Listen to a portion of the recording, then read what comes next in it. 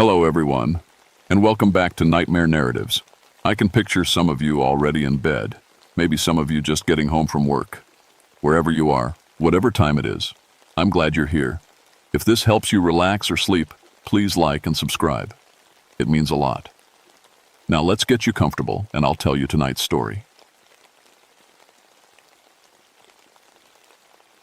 My name is Luther Grimwald, and I've been a park ranger in these West Virginia mountains for 18 years. Folks around here call me Ranger Grim, and that suits me just fine. I've seen bears tear apart campsites, found lost hikers half dead from cold, and tracked problem animals through some of the darkest places you can imagine. But nothing, and I mean nothing, prepared me for what happened in Blood Creek Hollow during October of 1979. I wasn't always a ranger. Used to work the coal mines with my brother Danny until that black day in '73 when the roof came down. Danny didn't make it out. I did, but something inside me broke along with my ribs and collarbone. Couldn't stand being underground after that. The forest called to me instead, wide open sky, fresh air, and plenty of room to breathe. The Monongahela National Forest covers nearly 1 million acres, but my section is Blood Creek Hollow, about 60 miles from the nearest hospital.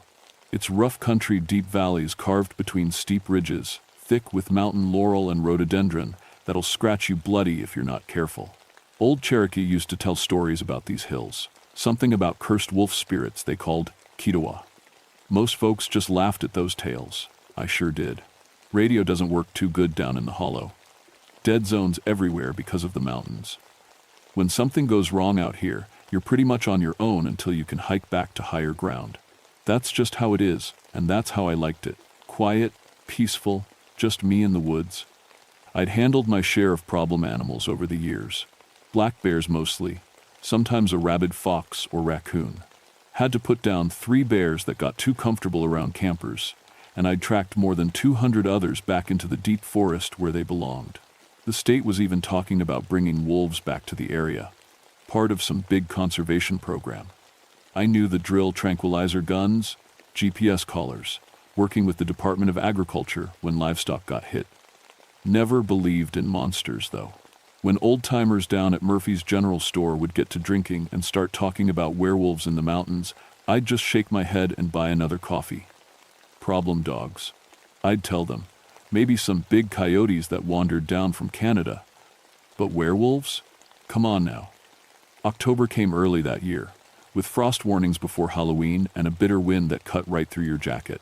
The leaves had barely started turning when Ezra Whitlock called the ranger station, voice all shaky and strange. "Luther, you need to get up here to my place. Something got into my cattle." "How many head you lose, Ezra?" "7. But Luther," his voice dropped to almost a whisper, "you ain't gonna believe how I found them. I'd seen plenty of predator kills.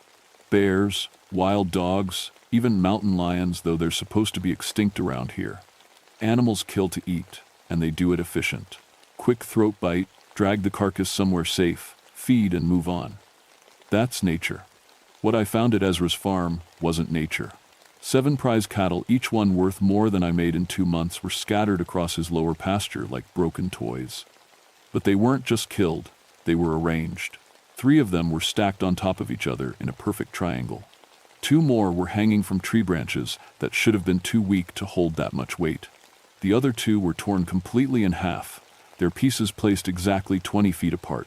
What in God's name? I walked around the scene 3 times, taking pictures with my old Polaroid camera. The smell hit me last, not just blood and death, but something else. Something wild and angry that made my skin crawl. "Found them this morning around dawn," Ezra said, staying close to his truck. "But Luther, listen to this part. I heard the killing happen around midnight. Lasted maybe 10 minutes. 10 minutes for 7 full-grown cattle. I knelt down next to the biggest bull, a Angus that probably weighed 1,500 pounds. The bite marks on its throat were massive, bigger than any dog or wolf I'd ever seen. Whatever did this had jaws like a bear trap and the strength to flip cattle like pancakes. That's when I noticed the quiet. Blood Creek Hollow is never quiet. There's always something: birds calling, squirrels chattering, insects buzzing. But standing in that field, I couldn't hear a single living thing except me and Ezra breathing. Even the wind had stopped. "You hear that?" I asked him. "Hear what?" "Exactly." I spent the next 3 days collecting evidence like I was supposed to. Took measurements, gathered samples, set up trail cameras around the property, standard livestock predation investigation, just like they taught us. But nothing about this felt standard. The bite marks were too big and too deep. I'd seen what bears could do, and this was different. Bears have smaller teeth, more spread apart. These looked like something with a mouth full of railroad spikes. I sent photos to the state wildlife office and got back a form letter about unusual canine activity and possible hybrid wolf dog. My trail cameras kept malfunctioning. I'd set them up in the evening with fresh batteries, and by morning they'd be dead. Not just low batteries completely drained, like something had sucked the power right out of them. 3 different cameras, 3 different brands, same result every time. The forest stayed quiet too. No bird songs in the morning, no owl calls at night. I'd been working these woods for almost 20 years, and I'd never seen the wildlife just disappear like that. It was like every animal for miles around had packed up and left. That's when Susan Hayes got involved. Susan was a good ranger, maybe 5 years younger than me, worked the section north of Blood Creek. She had a wildlife biology degree from West Virginia University and knew more about animal behavior than anyone I'd met. When I called her about the Whitlock incident, she drove down the same day. "Luther, I've been getting reports too," she said, spreading out a map on the hood of my truck. 3 farms in my area hit in the last week. Same kind of damage, animals torn apart and arranged in patterns. Patterns? Circles, triangles, sometimes just lined up in rows. It's like whatever's doing this is trying to send a message. We drove out to examine the other farms together. The Kowalski place had lost 12 sheep, all of them arranged in a perfect circle around their water trough. The Morrison farm was even worse. 15 head of cattle killed, and their bodies dragged into the shape of a 5-pointed star in their biggest field. "This is impossible," Susan said, taking measurements. "Look at this." She pointed to drag marks in the dirt. "These cattle weigh over 1,000 pounds each. Whatever moved them had to be incredibly strong. Or there were a lot of them working together. Maybe. But look at this." She showed me paw prints in the soft earth near the barn. They were huge, bigger than my hand, and shaped wrong for any dog or wolf. The claws were too long, and there were only 4 toes instead of 5. But here's the part that still gives me nightmares. About every 20 feet, the paw prints just stopped. And in their place were human footprints. Bare human feet, size 12 or 13, with toes that ended in points like claws.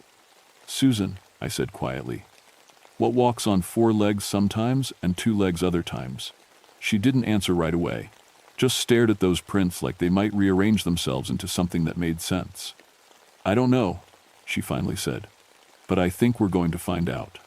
That night, the first person died. Jebediah McClure lived alone in a cabin about 2 miles up Blood Creek from the Whitlock farm. He was 73 years old, kept to himself mostly, raised a few chickens and grew vegetables in a little garden. Nice old man who'd wave when you drove past, always ready with a cup of coffee and a story about the old days. The state police found him the next morning after his nephew came by to check on him.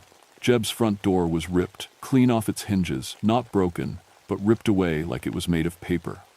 The cabin was destroyed inside, furniture thrown around, walls clawed and gouged. They found Jeb outside, about 50 yards into the woods. What was left of him? I got called in because it happened on Forest Service land. By the time I arrived, there were state troopers everywhere, yellow tape around the whole area, and a detective from Charleston asking questions I couldn't answer. "Mr. Grimwald, what kind of animal could do this?" Detective Barnes was young, probably didn't know a bear track from a house cat, but he was trying to do his job. I looked at what remained of Jebediah McClure and felt something cold settle in my stomach. The old man had been torn apart, but not eaten. Pieces of him were scattered around like someone had been playing with a rag doll. And there were those same massive paw prints everywhere, mixed with the human footprints that made no sense. "I honestly don't know," I told the detective. "I've never seen anything like this." "Could it be a bear? Maybe a really big one?" "Bears don't rip doors off houses." And they don't. I pointed to claw marks gouged into a big oak tree, about 12 feet off the ground. They don't climb that high to mark territory.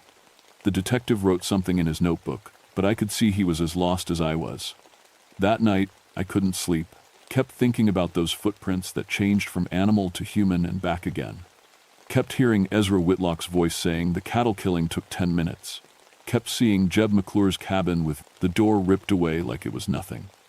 Around 3 in the morning, I heard howling. Not regular wolf howls I'd heard recordings from Yellowstone in Canada. This was different, deeper, and there was something almost human about it, like someone trying to imitate a wolf but not getting it quite right. The howling came from multiple directions at once. North, south, east, west, like we were surrounded. And it went on for 20 minutes, stopping and starting, sometimes close, sometimes far away. I grabbed my rifle and stepped out onto my porch, but the sound stopped the second I opened the door. The forest went dead quiet again, like someone had hit a switch. That's when I knew we weren't dealing with normal animals. That's when I started to believe the old Cherokee stories might be true. Susan and I started patrolling together after Jeb's death. Neither of us wanted to admit we were scared. But there's safety in numbers when you're dealing with something you don't understand. We'd meet at the ranger station each morning, plan our route, and head out in my truck with extra ammunition and a radio that worked about half the time. The attacks kept happening. Every few days, another farm hit, more livestock killed and arranged in those impossible patterns. But it was escalating. The animals were getting bolder, coming closer to houses, striking during daylight hours. The Hendricks family lived in a little house near Possum Ridge, about 15 miles from Blood Creek. Tom Hendricks worked construction in town, and his wife Mary ran a small daycare for local kids.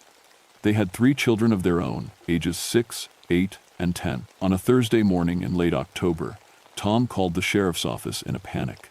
Something had tried to break into their house during the night. Susan and I got there around noon. The house looked like it had been attacked by a tornado. Every window on the ground floor was broken, the front porch was torn apart, and there were claw marks gouged deep into the siding. They were trying to get inside, Tom told us, his hands shaking as he lit another cigarette. Mary and the kids were upstairs, and I was downstairs with my shotgun. Something was throwing itself against the door over and over, howling and snarling like nothing I ever heard. "How many were there?" Susan asked. "I don't know. Sounded like a dozen, maybe more. They surrounded the house, and every time I'd fire out one window, they'd hit another side of the building." Mary Hendricks was inside packing clothes, getting ready to take the kids to her sister's place in Charleston. She was pale and jumpy, spinning around every time a floorboard creaked. "I saw them," she whispered when we asked what happened. "From the upstairs window. They were standing up like people, but they were wolves. Big as horses, with glowing eyes and teeth like knives." The kids wouldn't talk at all, just huddled together on the couch, staring at nothing. We found tracks all around the house, hundreds of them.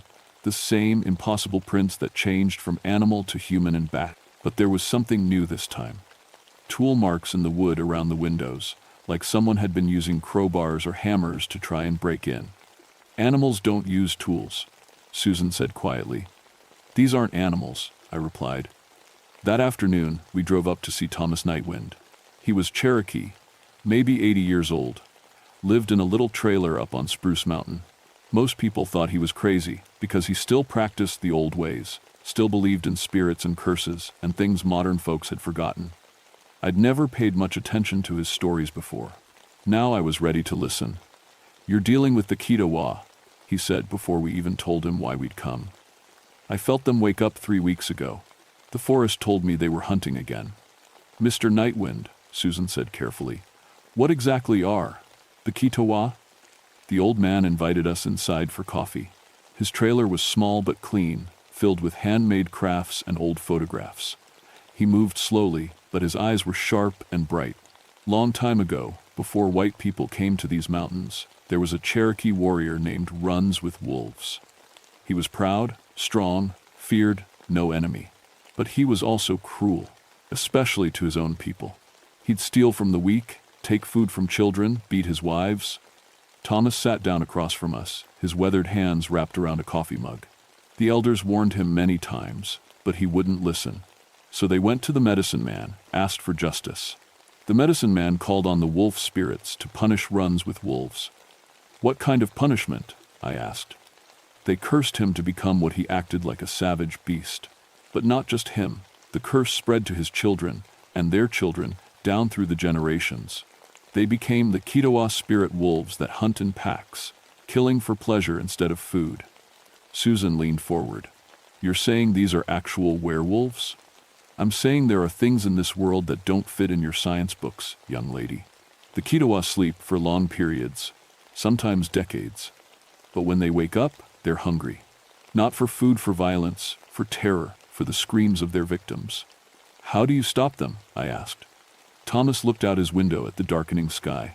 Silver weapons blessed by someone pure of heart. Stakes cut from mountain ash trees, and you have to find their den during daylight when they're weakest. Where do they den? Underground, old mine shafts, deep caves, anywhere dark and protected. But be careful, they're not just animals. They think like people, plan like people, work together like people. And they hate anyone who threatens their hunting ground. We thanked Thomas and headed back down the mountain just as the sun was setting. Neither one of us said much during the drive, but we were both thinking the same thing. If the old man was right, we were in serious trouble. That night, the Kitawa took their first child. 8-year-old Billy Morrison disappeared from his bedroom while his parents slept 20 feet away. His window was open, screen torn out, and there were claw marks on the sill. Billy's bed was covered in coarse black hair that didn't match any animal I knew. The search lasted 3 days. State police, volunteers, search and rescue teams from 3 counties. We combed every inch of forest within 10 miles of the Morrison farm. Found plenty of tracks, the same impossible prints we'd been seeing everywhere, but no sign of Billy. On the 3rd day, we found his jacket hanging from a tree branch 12 feet off the ground. It was shredded, covered in blood, but there was no body underneath. That's when I realized these things weren't just killing for fun anymore. They were collecting trophies. And that meant Billy Morrison was probably still alive somewhere, waiting for whatever they planned to do with him. I made a decision that night that probably saved my life, even though it felt like cowardice at the time. I went home, loaded every gun I owned, and called my ex-wife in Virginia. Sarah, I need you to stay with your sister for a few weeks. Luther, what's wrong? Just trust me on this. Don't come back to West Virginia until I call and say it's safe. You're scaring me. Good. Stay scared and stay away. But I couldn't run. This was my forest, my responsibility. Whatever was hunting in these mountains, it was up to me and Susan to stop it. We just had no idea how many of them there were, or how close they were watching us. The next morning, Susan didn't show up at the ranger station. I waited until noon, then drove to her cabin on the north side of the forest. Her truck was in the driveway, but the front door was standing wide open. Inside, the place was destroyed, furniture overturned, windows broken, claw marks covering every wall. But no blood, no body. No sign of Susan, except her ranger hat sitting in the middle of the kitchen table, placed there like someone wanted me to find it. They had taken her alive, just like Billy Morrison. I called the state police, but Detective Barnes just told me to wait for backup. Don't go into those woods alone, Grimwald. Whatever you're dealing with, it's too dangerous for one person. I hung up the phone and loaded my truck with everything I could think of. Rifle, shotgun, pistol, flare gun, first aid kit, rope, flashlights. At Murphy's General Store, I bought every box of ammunition they had and asked old Murphy if he had any silver jewelry. Silver? He looked at me like I'd lost my mind. What you need silver for? Just humor me. He sold me his late wife's silver necklace and a set of silver-plated serving spoons. I melted them down in my kitchen that afternoon, poured the silver into bullet molds I'd borrowed from my neighbor. If Thomas Nightwind was right about silver weapons, I wanted to be prepared. I spent the rest of the day hiking through the forest, following the trail of massive paw prints that led deeper and deeper into Blood Creek Hollow. The tracks were easy to follow. They didn't seem to care about hiding their path anymore. If anything, they were leaving an obvious trail, like they wanted me to follow. As the sun started setting, I realized why. They were herding me toward the old Black Rock mine. Black Rock had been abandoned since the 1950 seconds, one of those small operations that played out when the easy coal was gone. The main shaft went down about 300 feet, with side tunnels spreading out like spider legs. It was exactly the kind of place Thomas Nightwind had described, dark, protected, underground. The howling started just as I reached the mine entrance. Not the almost human sounds I'd heard before. This was pure animal rage, echoing up from deep underground. And mixed with the howling, I could hear something else. Human voices, crying for help. Susan and Billy were down there, still alive. I tied a rope around a tree and rappelled down the main shaft, flashlight in one hand, rifle in the other. The smell hit me about 50 feet down, wet fur, rotting meat, and something else that reminded me of the reptile house at the zoo. The main tunnel branched off in 4 directions. I followed the sounds, trying to move quietly on the broken rock and old railroad ties. Every few yards, I'd find more evidence: human clothing torn to shreds, silver jewelry that had been bent and twisted, scratch marks on the tunnel walls. The crying was coming from a side tunnel about 200 feet from the main shaft. I crept forward, trying not to think about what might be behind me in the dark. What I found in that tunnel changed everything I thought I knew about the world. There were 8 of them. 8 creatures that stood somewhere between wolves and humans, covered in coarse black fur, with glowing yellow eyes and mouths full of teeth like broken glass. They were huge, 7 or 8 feet tall when standing upright, but they moved on both 2 legs and 4 with equal ease. Susan and Billy were alive, tied to support posts with heavy chains. Both conscious, both terrified, but alive. 3 other people were there too, adults I didn't recognize, probably taken from other attacks I hadn't heard about. But here's the part that still haunts me. The creatures weren't just guarding their prisoners. They were talking to them. Not growling or snarling. Talking. In English. "The ranger will come soon," one of them said in a voice like gravel in a blender. "When he does, you'll watch him die before we take you to the deep tunnels." "Please," Susan whispered. "Just let the boy go. He's just a child. Children taste better when they're frightened." Another creature replied, and they all made a sound that might have been laughter. I had 12 bullets made from melted silver and 8 targets.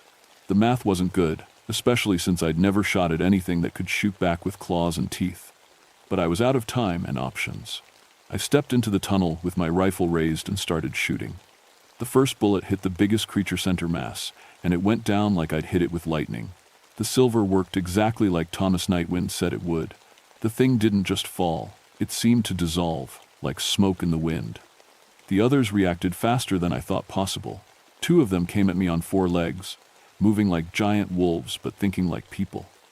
They tried to flank me, 1 from each side, while the others circled around to cut off my escape. I got the second one with a shot to the head, but the third one hit me before I could work the bolt. Claws like railroad spikes raked across my chest, tearing through my jacket and shirt like they were made of tissue paper. The pain was unbelievable, but adrenaline kept me moving.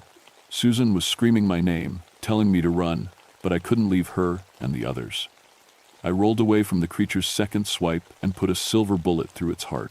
5 left. That's when they stopped trying to kill me and started trying to capture me alive. The remaining creatures spread out, moving in perfect coordination, like they were reading each other's minds. They wanted to take me alive so I could watch while they killed the prisoners slowly. I could see it in their eyes: intelligence, cruelty, and patience. But they made one mistake. They underestimated how much damage a desperate man could do with the right ammunition. I had 9 silver bullets left and 5 targets. I made every shot count. The fight lasted maybe 3 minutes, but it felt like hours. By the time it was over, it was bleeding from a dozen wounds. My rifle was empty, and the tunnel was filled with dissolving creatures that had once been human beings. I cut Susan and the others loose with my knife, and we all climbed out of that mine like the devil himself was chasing us. Maybe he was. But we weren't safe yet. As we reached the surface, I could hear more howling in the distance. The pack was bigger than just 8 creatures, and the survivors knew their den had been discovered. I set off 3 flares and threw them down the main shaft, then used dynamite from my truck to collapse the entrance. If there were more of them down there, they'd have to find another way out. The howling stopped. 6 months later, I still wake up some nights hearing those voices in the mine tunnel. Not the growling and snarling you'd expect from wild animals, but actual human speech coming from mouths full of fangs. The official report listed the whole thing as a rabid coyote pack that had been eliminated.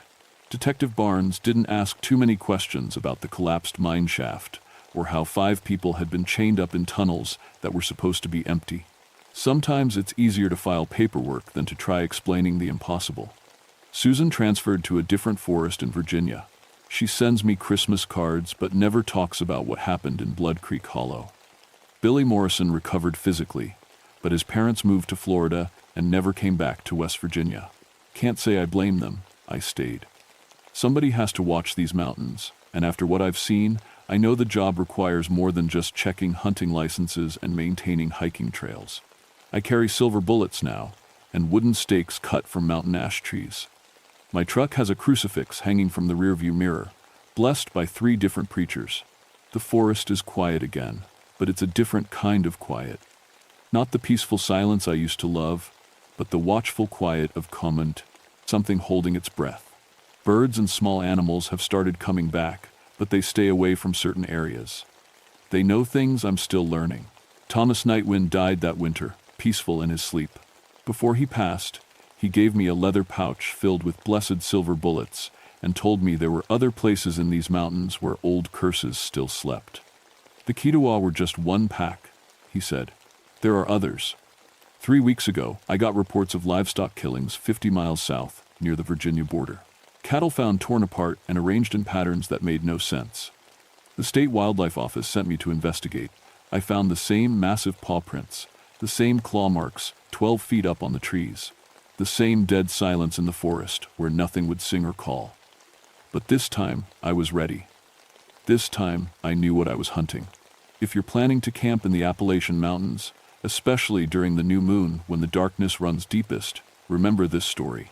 Stay on marked trails. Don't wander into areas where the forest goes quiet. And if you hear howling that sounds almost human, don't investigate. Get in your car and drive away as fast as you can. Because some hunts never really end. They just move to new hunting grounds. And sometimes, late at night when the wind is blowing through Blood Creek Hollow, I can still hear howling echoing up from deep underground, where sealed mine shafts run deeper than anyone ever mapped. The dynamite didn't kill them all. It just made them angry. My name is Luther Grimwald, and I've been hunting monsters in these mountains for over 20 years now. I'm still here. They're still here too. And every night, we're all waiting to see who makes the first move.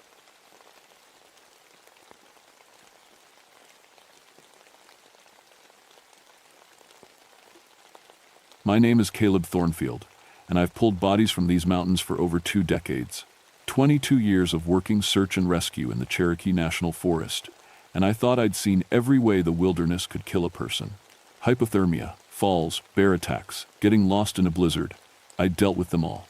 But what happened at Devil's Knob Peak in February of 1983 changed everything I believed about these mountains. I was 51 then, a former military survival instructor who'd found his calling in the Appalachian wilderness. My Cherokee grandmother used to tell stories about the old days, about spirits that lived in the deep places where the sun never reached. I always figured those were just tales to keep kids from wandering too far into the woods. Cannibalism was ancient history, not modern reality. That's what I told myself anyway. The call came in on a Tuesday morning during the worst blizzard I'd ever seen. 6 college students from Knoxville had been hiking the Devil's Knob Trail when the storm hit. They were 4 days overdue, and the roads were blocked by avalanches. No way to get vehicles up there, and the weather was too rough for helicopters. "We need boots on the ground, Caleb," my supervisor told me over the crackling radio. "You know those caves better than anyone." I did know them. I'd been rappelling into limestone caves since I was a teenager, pulling out lost hikers and fallen climbers. The cave system under Devil's Knob was massive, tunnels that went for miles underground, some of them dropping hundreds of feet into darkness. It was dangerous even in good weather. In a blizzard like this, it was a death trap. But 6 kids were missing, and their families were counting on us. I gathered my team at the ranger station. Dr. Patricia Redhawk, our medic, had driven up from Gatlinburg despite the roads. Marcus Longbow, our best tracker, brought his search dog, a German shepherd named Scout. Billy, Crowfoot, volunteered to come along. He was a local mountain climber who knew the area almost as well as I did. The student's last known position was here. I pointed to the map, tapping a spot near the cave entrance. Trail leads right to Devil's Knob. If they took shelter in the caves when the storm hit, that's where we'll find them. Patricia frowned at the weather report. Temperatures dropping to 20 below tonight. If they've been out there 4 days. Then, we better move fast, I said. We loaded our packs with everything we'd need: ropes, flares, emergency medical supplies, enough food and water for 3 days. The wind was howling outside, rattling the windows of the station. Snow was falling so thick you couldn't see 10 feet in any direction. As we suited up, old Ezekiel Darkwater shuffled into the station. He was a mountain man who lived alone in a cabin about 5 miles from Devil's Knob. Folks said he was crazy, but he knew these mountains better than anyone alive. "You boys ain't going up to the knob, are you?" he asked, his eyes wild and darting. "Got missing hikers, Zeke," I told him. 6 college kids. He grabbed my arm with a grip stronger than you'd expect from someone his age. "Don't go in them caves, Caleb. Not in winter. Not when the hunger spirit's awake." "Hunger spirit," Billy laughed. "Come on, old man. It's 1983, not 1883. Ezekiel's face went dark. "You laugh now, boy, but them caves got a history. Folks got trapped up there in the winter of 1847. Whole wagon train, snowed in for 3 months. When spring came and they dug 'em out." He shook his head. "Some things are better left buried." I'd heard the stories. Everyone around here had. A group of settlers had gotten trapped in the caves during a brutal winter. When the snow melted, searchers found evidence that some of them had turned to cannibalism to survive. Local Cherokee had always said the place was cursed after that something evil had awakened there. But stories were just stories. Right now, 6 kids were out there in the cold, and we were their only hope. "We appreciate the warning, Zeke," I said, gently pulling my arm free, "but we've got a job to do." The old man's eyes filled with something that looked like pity. "Then God help you, Caleb Thornfield. God help you all." The hike to Devil's Knob took us 3 hours through knee-deep snow. The wind cut through our gear like knives, and the temperature kept dropping. Scout, Marcus's dog, stayed close to his heels instead of ranging ahead like he usually did. Even the animals could sense something was wrong up here. When we reached the cave entrance, the first thing I noticed was the silence. The wind should have been screaming across the rocks, but here it was dead calm. The temperature had dropped at least 20 degrees from what it was at the base of the mountain. Our breath came out in thick clouds that seemed to hang in the air longer than they should have. "Look at this," Patricia called out, kneeling by some tracks in the snow. I came over to see. Boot prints, definitely. Multiple sets, heading straight for the cave mouth. But there was something wrong with them. They started out normal, 6 different sets of hiking boots, just like you'd expect from a group of college kids. But as they got closer to the cave, they got weird. Some of the prints looked like they'd been made by bare feet. Others showed claw marks instead of boot treads. "Must be the wind," Billy said, but his voice sounded uncertain. "Blowing snow around, making the tracks look funny." Marcus was trying to get his radio working, but all we got was static mixed with something that sounded almost like screaming. Scout whined and pressed against his legs, hackles raised. "Compasses are spinning," Patricia reported, tapping her instrument. "All of them." I checked mine. The needle was spinning in circles, like it couldn't decide which way was north. In 22 years of mountain rescue, I'd never seen anything like it. The cave mouth yawned in front of us like a giant's mouth. It was bigger than I remembered, at least 15 feet high and 20 feet wide. Icicles hung down like teeth, and somewhere deep inside, we could hear water dripping. But there was another sound, too, something I couldn't quite identify. It was almost like breathing, but too deep and too slow to be human. "Hello," I called into the darkness. "This is Cherokee National Forest Search and Rescue. If anyone can hear me, call out."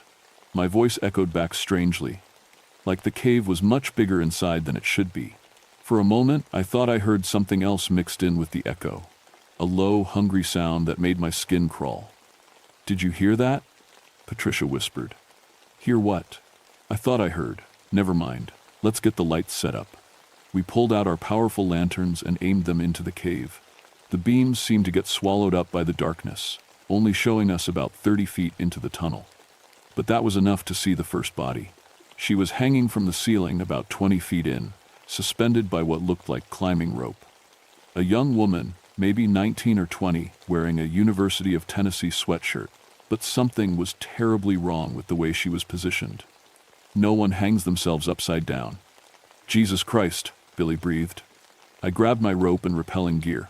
Patricia, stay here and keep trying the radio. Billy, Marcus, you're with me. We rappelled down into the cave, our lights cutting through the darkness.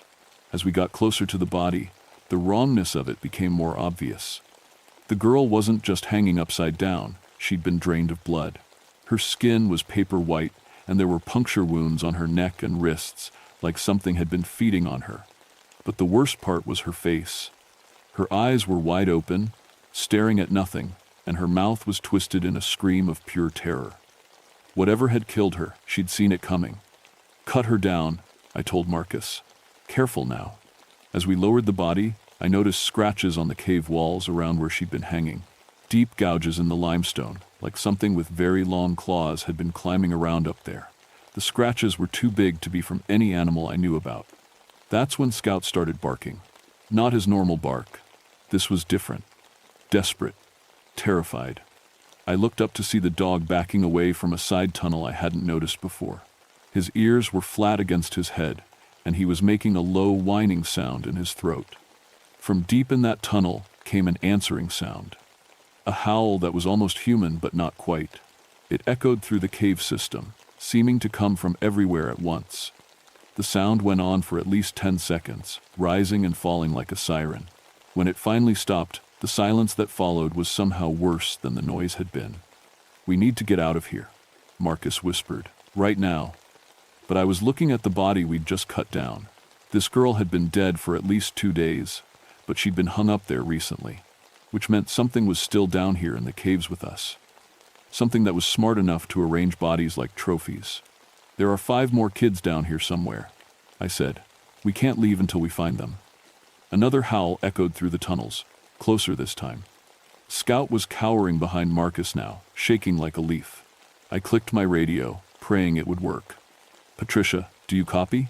Static, then her voice, faint and distorted. "Caleb, something's wrong up here. The snow. It's moving." The radio went dead. We were on our own now, deep underground with something that hunted people for sport.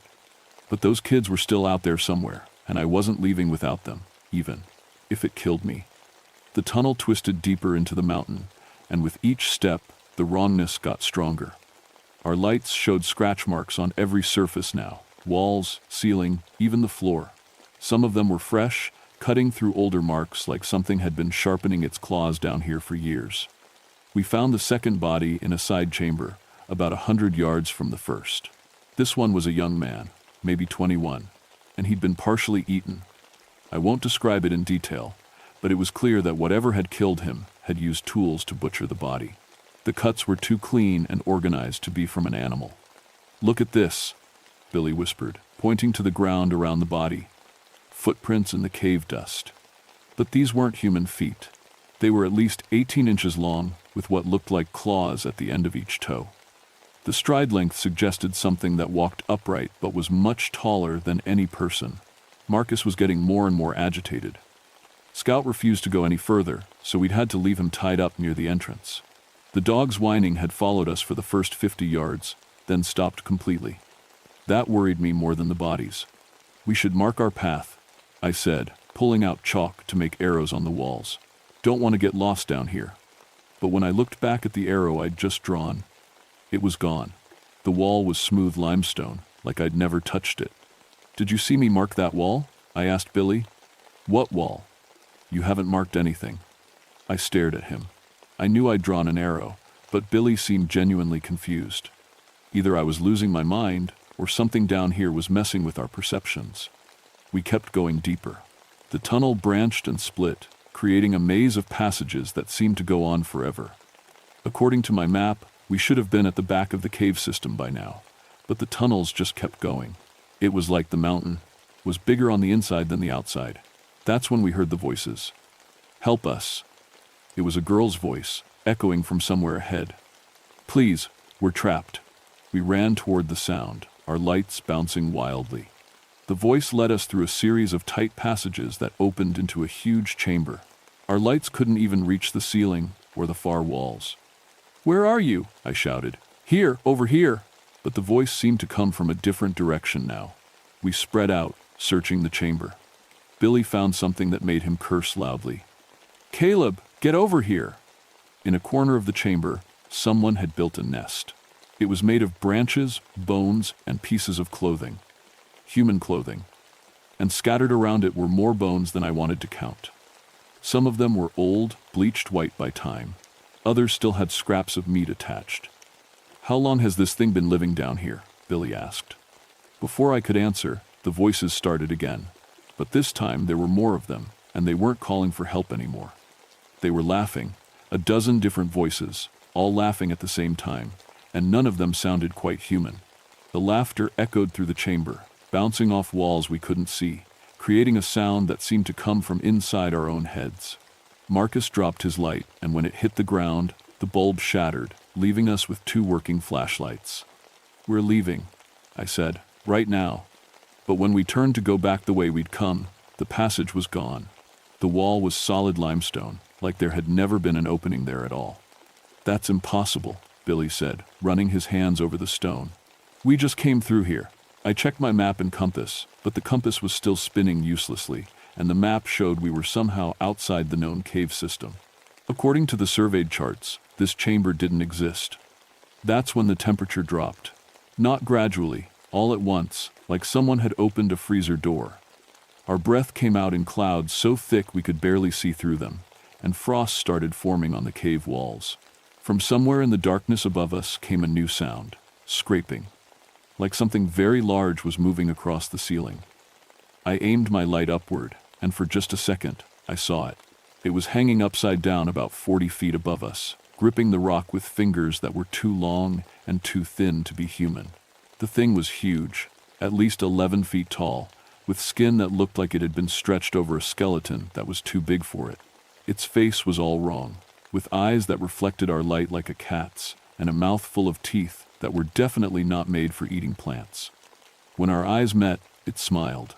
And that smile was the most terrifying thing I'd ever seen, because it was intelligent. This wasn't just some mindless monster. It was something that enjoyed what it did. Then it dropped from the ceiling. We ran. I don't remember deciding to run. One second we were staring at that thing, and the next we were sprinting through the darkness, our remaining lights cutting wild paths through the air. Behind us, we could hear it moving, not chasing us exactly, but following, playing with us. The passages seemed to shift and change as we ran. Tunnels that had been there seconds before vanished, and new ones appeared. It was like the cave itself was alive, rearranging itself to keep us trapped. We ran for what felt like hours, but was probably only minutes. Finally, Marcus stumbled and fell, and we all stopped to catch our breath in a small chamber that I didn't remember seeing before. "What was that thing?" Billy gasped. Before I could answer, we heard Marcus scream. Something had grabbed him from behind and was dragging him into a crack in the wall that was barely wide enough for a person. I lunged forward and caught his hand, but whatever had him was incredibly strong. Marcus's eyes were wide with terror as he was pulled into the darkness. "Don't let it take me," he screamed. But my grip wasn't strong enough. His hand slipped from mine, and he disappeared into the crack. His screams echoed for a few seconds, then stopped abruptly. Billy and I were alone now, deep underground with something that was hunting us for sport. And I was beginning to understand that this wasn't just some unusual animal. This was something much older and much more dangerous, something that had been waiting in these caves for a very long time. Billy and I huddled together in the small chamber, our single remaining flashlight creating a weak circle of light around us. Everything outside that circle was pure darkness, and we both knew something was moving out there. "Tell me you've got a plan," Billy whispered. I was thinking about what old Ezekiel had said. The hunger spirit. The stories my Cherokee grandmother used to tell. She'd called it by another name, Wendigo. A creature born from cannibalism and desperation, always hungry, never satisfied. "Fire," I said suddenly. My grandmother always said they were afraid of fire. I dug through my pack and found our emergency flares. We had 6 of them, which might buy us enough time to find a way out. I cracked one open, and red light filled the chamber. The creature didn't like that. From somewhere in the darkness came an angry howling sound, like a wild cat crossed with a human scream. But it didn't come any closer. "It's working," Billy said. That's when Patricia's voice came from the darkness. Caleb? Billy? Is that you? Relief flooded through me. Patricia, where are you? I'm hurt, her voice called back. I fell into one of the passages. Can you help me? Billy started to move toward the voice, but I grabbed his arm. Wait. Something was wrong. Patricia's voice was coming from a tunnel that led down, deeper into the cave. But she'd been on the surface when we'd lost radio contact. How could she be below us? Please, Patricia's voice called again. I think my leg is broken. I need help. Patricia, I called back. What's the name of my dog? Silence. Then, I don't remember. Please, I'm really hurt. I'd never owned a dog. In 22 years of working together, Patricia would know that.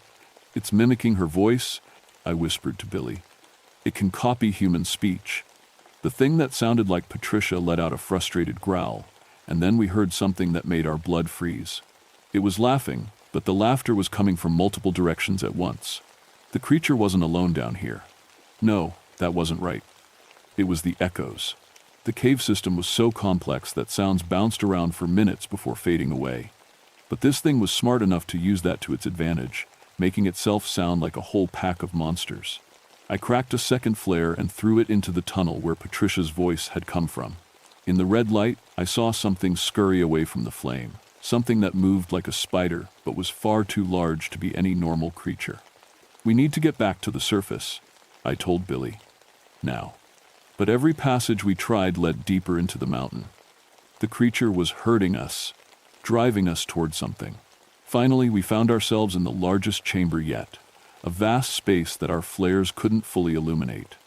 And there, scattered around the floor, were the remains of the other missing students. They'd been arranged in a circle, like some kind of ritual. But they weren't just dead, they'd been changed. Stretched and twisted into impossible shapes, their bones extended and their skin pulled tight over enlarged skeletons. It was like something had been trying to make them into copies of itself. In the center of the circle was something that might have once been human.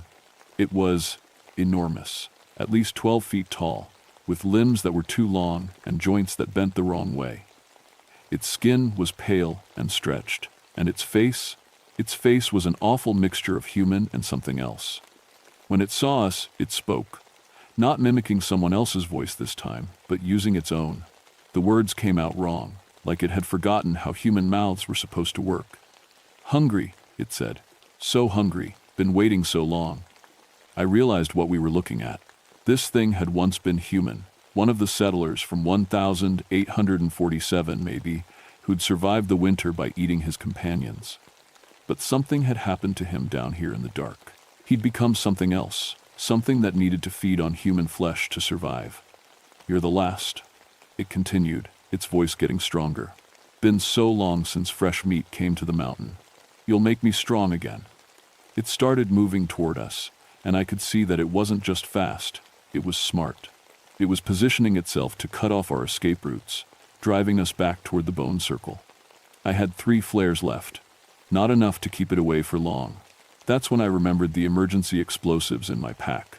Small charges we used for avalanche control, enough to bring down a rock face, or to collapse a cave tunnel. Billy, I whispered, when I give the signal, run for that passage on the left.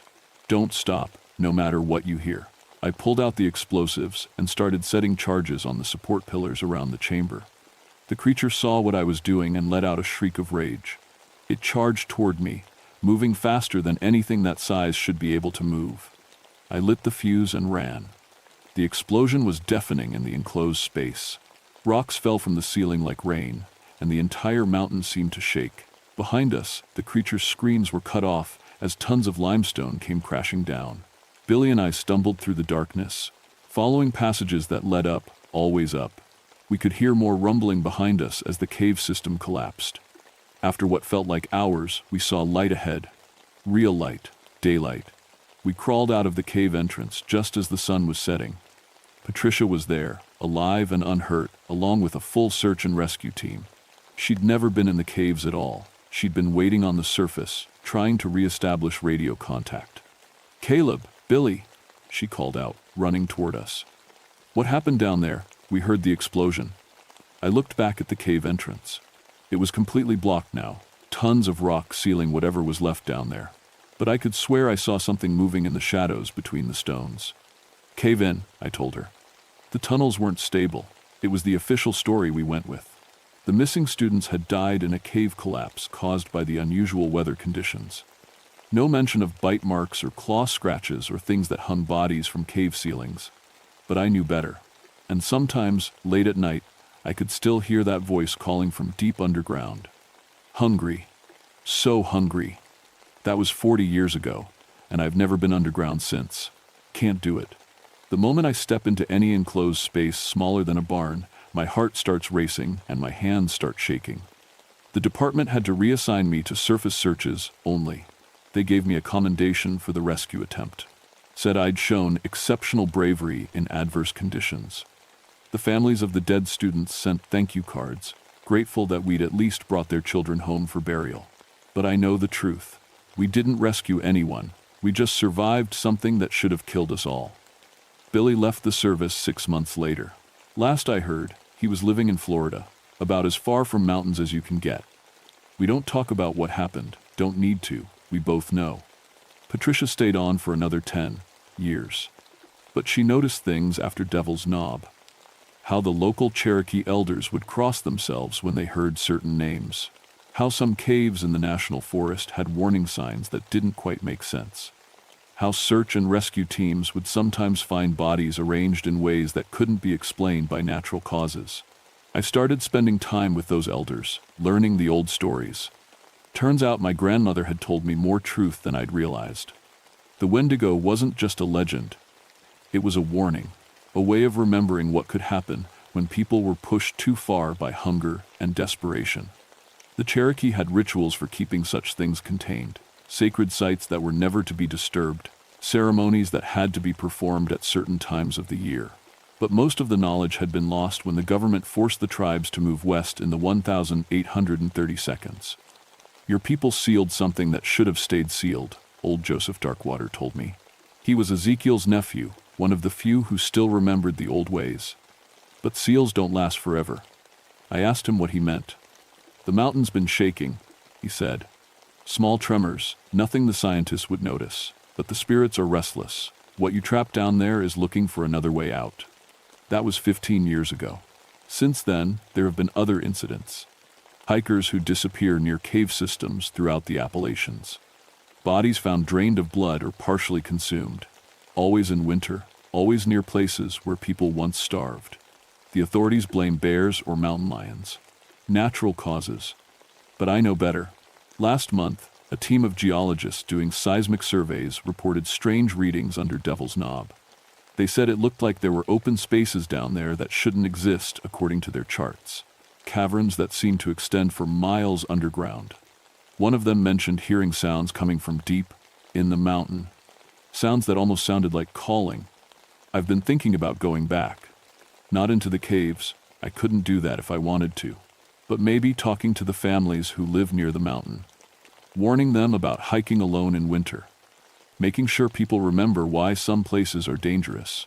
Because here's what I learned that night in the caves. Some hungers never die, they just wait. And sometimes, when the conditions are right, when people are desperate enough or foolish enough to venture into places they shouldn't go, those old hungers wake up again. The Cherokee elders say the Wendigo grows stronger every time it feeds. That it can influence people, make them do things they wouldn't normally do, make them curious about dark places, make them want to explore. If you're ever hiking in the Appalachians in winter, and you see a cave entrance that seems a little too dark, a little too quiet, where the temperature drops for no reason, and your compass starts spinning, turn around and walk away. Don't think about the voices you might hear calling from the darkness. Don't wonder what might be down there in the deep places where the sun never reaches. Some hungers are older than civilization, and they're always waiting for the next meal to wander into their domain.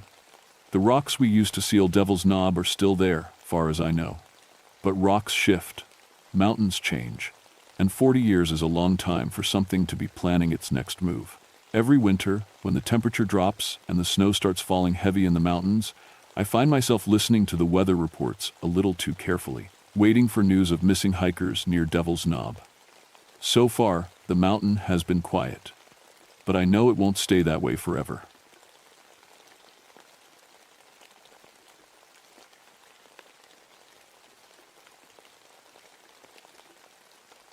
My name is Isaiah Blackthorne, and I used to think I knew everything about animals. After 16 years, as a park ranger and a PhD in animal behavior, I'd seen just about every creature in the Appalachian Mountains. Bears, wolves, mountain lions, TNT.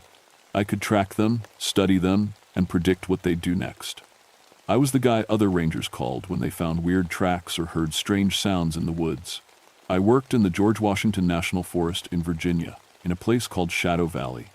It got that name because the mountains around it were so tall that sunlight only hit the valley floor for a few hours each day. The place was old, really old. During the Civil War, soldiers had fought and died there. Some folks said you could still find old buttons and bullets if you knew where to look. Shadow Valley was special to me because it was one of the last wild places left. No roads went into it. If you wanted to get there, you had to walk for miles through thick oak forests. The trees were huge, some of them hundreds of years old.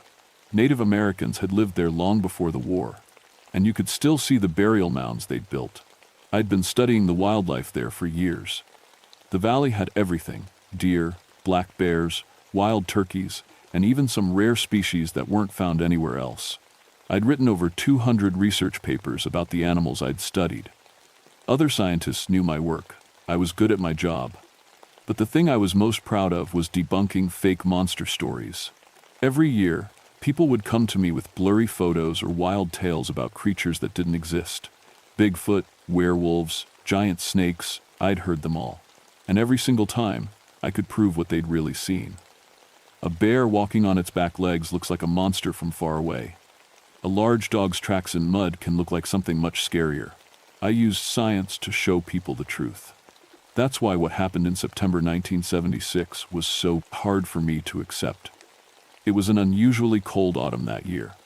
The leaves changed color early, and there was frost on the ground most mornings. I remember thinking how quiet the woods seemed. Too quiet. It started with the dogs. A local hunter named Bill Matthews had been training his hounds near the valley when something killed them. Not just killed them, destroyed them.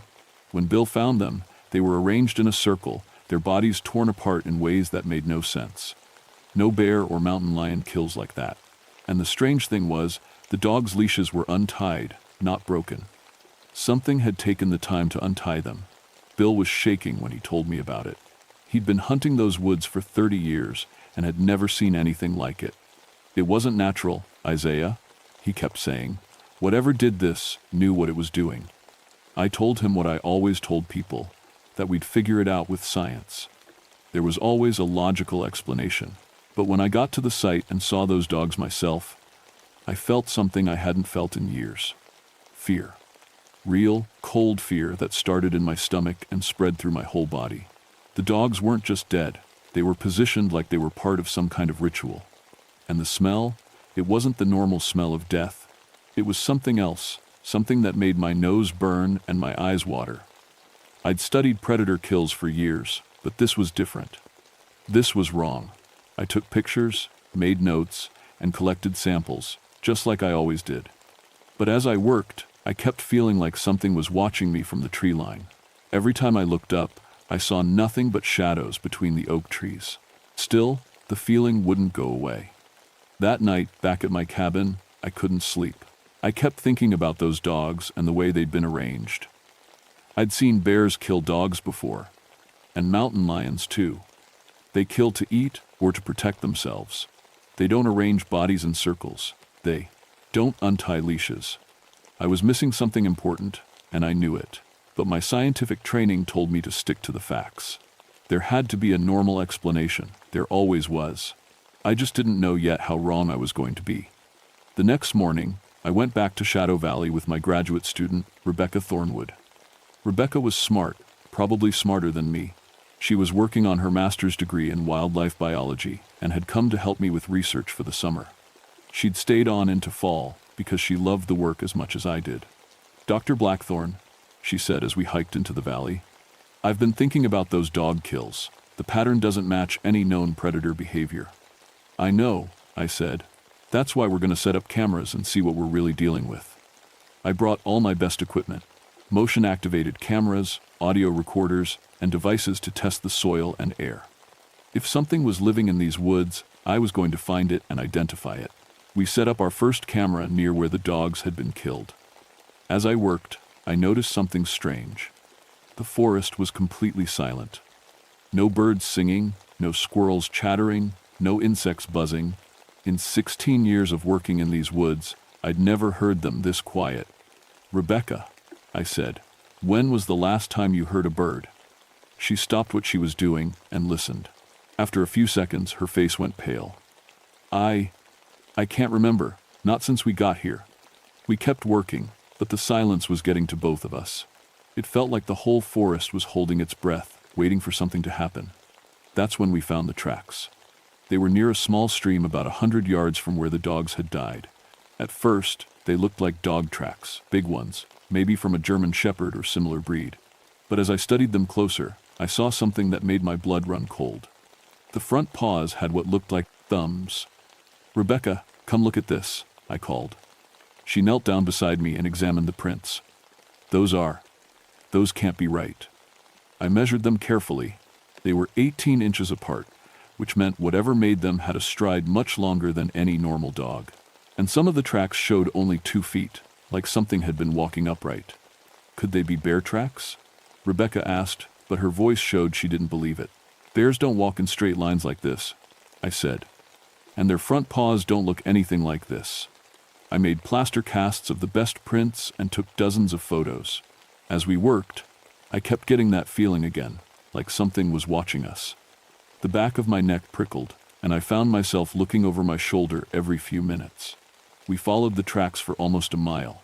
They led deeper into the valley, toward an area where the trees grew so thick that barely any light reached the ground. The tracks seemed to disappear at the base of a huge old oak tree. "Dr. Blackthorn?" Rebecca whispered, pointing up at the tree trunk. About 8 feet up, there were deep scratches in the bark. They looked like claw marks, but they were too high and too perfectly spaced to be from any animal I knew. And there were dozens of similar marks on trees all around us. "Territory markers," I said, more to myself than to Rebecca. "Territory markers for what?" I didn't have an answer. We headed back to set up more cameras, but when we got to where we'd left our equipment, we found it destroyed. Not damaged by weather or knocked over by animals, we headed by feuder, destroyed. The cameras had been deliberately smashed, and the pieces were scattered around like someone had thrown them in anger. Rebecca picked up a piece of one of the cameras. "Dr. Blackthorn, look at this." The metal casing had tooth marks in it, but they weren't from any animal I'd ever seen. They were too big, too deep, and they were in groups of 4 on each side, like something with human-like teeth had bitten down on the metal. That's when we heard the howling. It started far away, just one voice, but then others joined in, until there were at least 6 or 7 different howls echoing through the valley.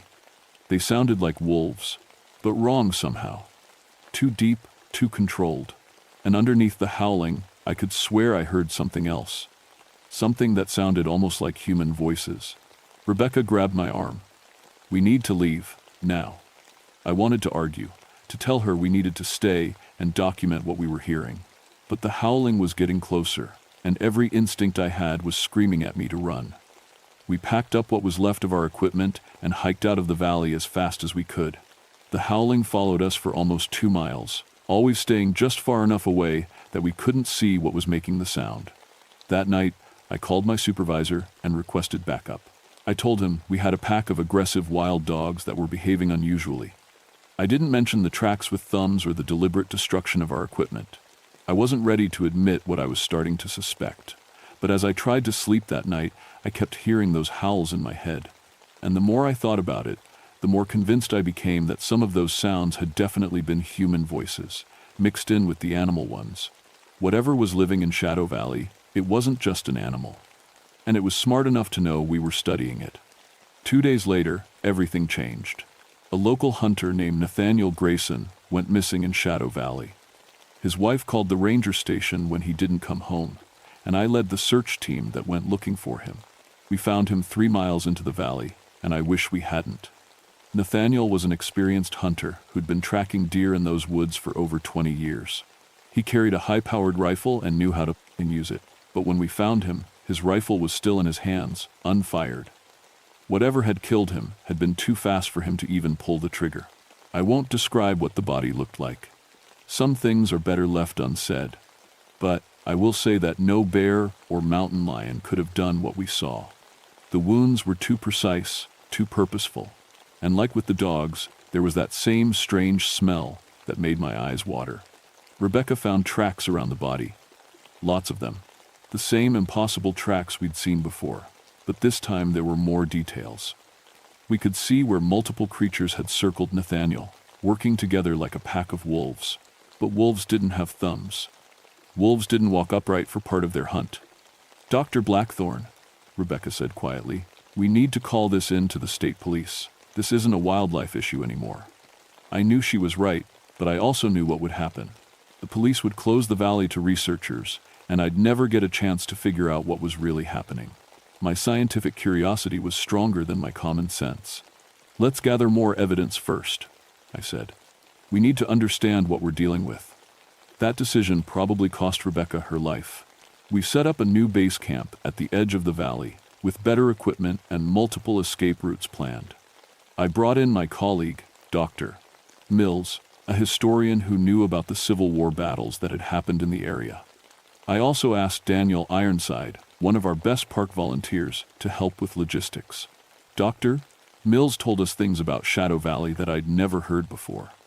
During the war, an entire Confederate unit had been trapped in the valley during a winter storm. Union forces had surrounded them, and rather than surrender, the Confederate soldiers had fought to the last man. Over 200 soldiers had died in that valley, many of them buried in mass graves that were never properly marked. The local Native Americans warned settlers to stay away from this place long before the Civil War, Dr. Mills explained. They said the land was cursed, that the spirits of warriors were trapped here. I'd always dismissed that kind of talk as superstition. But after what I'd seen, I was starting to wonder if the old stories might have some truth to them. On our third night in the valley, Rebecca volunteered to check the camera traps we'd set up near the burial grounds. I should have gone with her, but I was analyzing soil samples and told her I'd catch up in a few minutes. I never saw her alive again. Her scream cut through the night air like a knife. It was high and terrified, and it cut off suddenly in a way that made my blood freeze. Daniel and I grabbed flashlights and ran toward the sound, but we were too late. We found Rebecca's backpack first, then her camera, and finally her body. The camera was still recording. When I watched the footage later, I saw something that changed everything I believed about the world. The camera showed Rebecca approaching one of our motion sensors when the bushes around her began to move. But it wasn't wind moving them, it was something pushing through them deliberately. Then shapes started emerging from the darkness. Tall shapes that moved sometimes on 4 legs, sometimes on 2. The camera caught clear images for about 10 seconds before Rebecca dropped it. In those 10 seconds, I saw creatures that shouldn't exist. They looked like a cross between wolves and humans, POT, about 7 feet tall when standing upright, covered in dark fur, with faces that were too intelligent, too aware. Their eyes reflected the camera's light like animal eyes, but there was something human in them too. They moved with purpose, like soldiers following a battle plan. They surrounded Rebecca before she even knew they were there. And in the last clear frame, I saw one of them stand up on its back legs and reach for her with hands that had claws instead of fingers. When Daniel and I found her body, those things were gone. But I could feel them watching us from the darkness as we carried Rebecca out of the valley. Every shadow seemed to move. Every sound made us jump. Dr. Mills examined the footage with me back at base camp. His face went white as he watched. "My God," he whispered. "The old stories were true. They're real." "What's real?" I asked, even though I was starting to understand. "The cursed soldiers." The Native Americans said that warriors who died without honor would be transformed, forced to guard the battlefield forever. I thought it was just folklore, but... He pointed at the screen, where one of the creatures was clearly visible. "Look at how they move together. That's military discipline. They're hunting like soldiers, not like animals." That night, none of us slept. We could hear them howling in the distance, and sometimes we thought we could see eyes watching us from just beyond the range of our lights. Daniel wanted to leave immediately. "We're in over our heads," he said. "We need the National Guard or something." But I couldn't leave, not yet. Rebecca had died trying to understand these things, and I owed it to her to finish what we'd started. I needed to know the truth, even if it killed me. Looking back, I realized that's exactly what they wanted. The attack came at dawn on our 4th day. I was awake, studying the camera footage for the 100th time, when Daniel shook me hard. "Dr. Blackthorne, we have a problem, a big one." I looked where he was pointing and felt my heart stop. There were tracks everywhere around our camp, dozens of them, forming a perfect circle about 50 feet from our tents. The creatures had surrounded us while we slept, but they hadn't attacked. They just watched. "Doctor." Mills was examining the tracks with a magnifying glass. "These are fresh," he said, "made within the last hour." "How many of them are there?" I asked. "At least 7, maybe more. And look at this." He pointed to a set of tracks that led right up to our supply tent. They went through our equipment. Sure enough, our food supplies had been carefully sorted through. Nothing was taken, but everything had been moved and examined.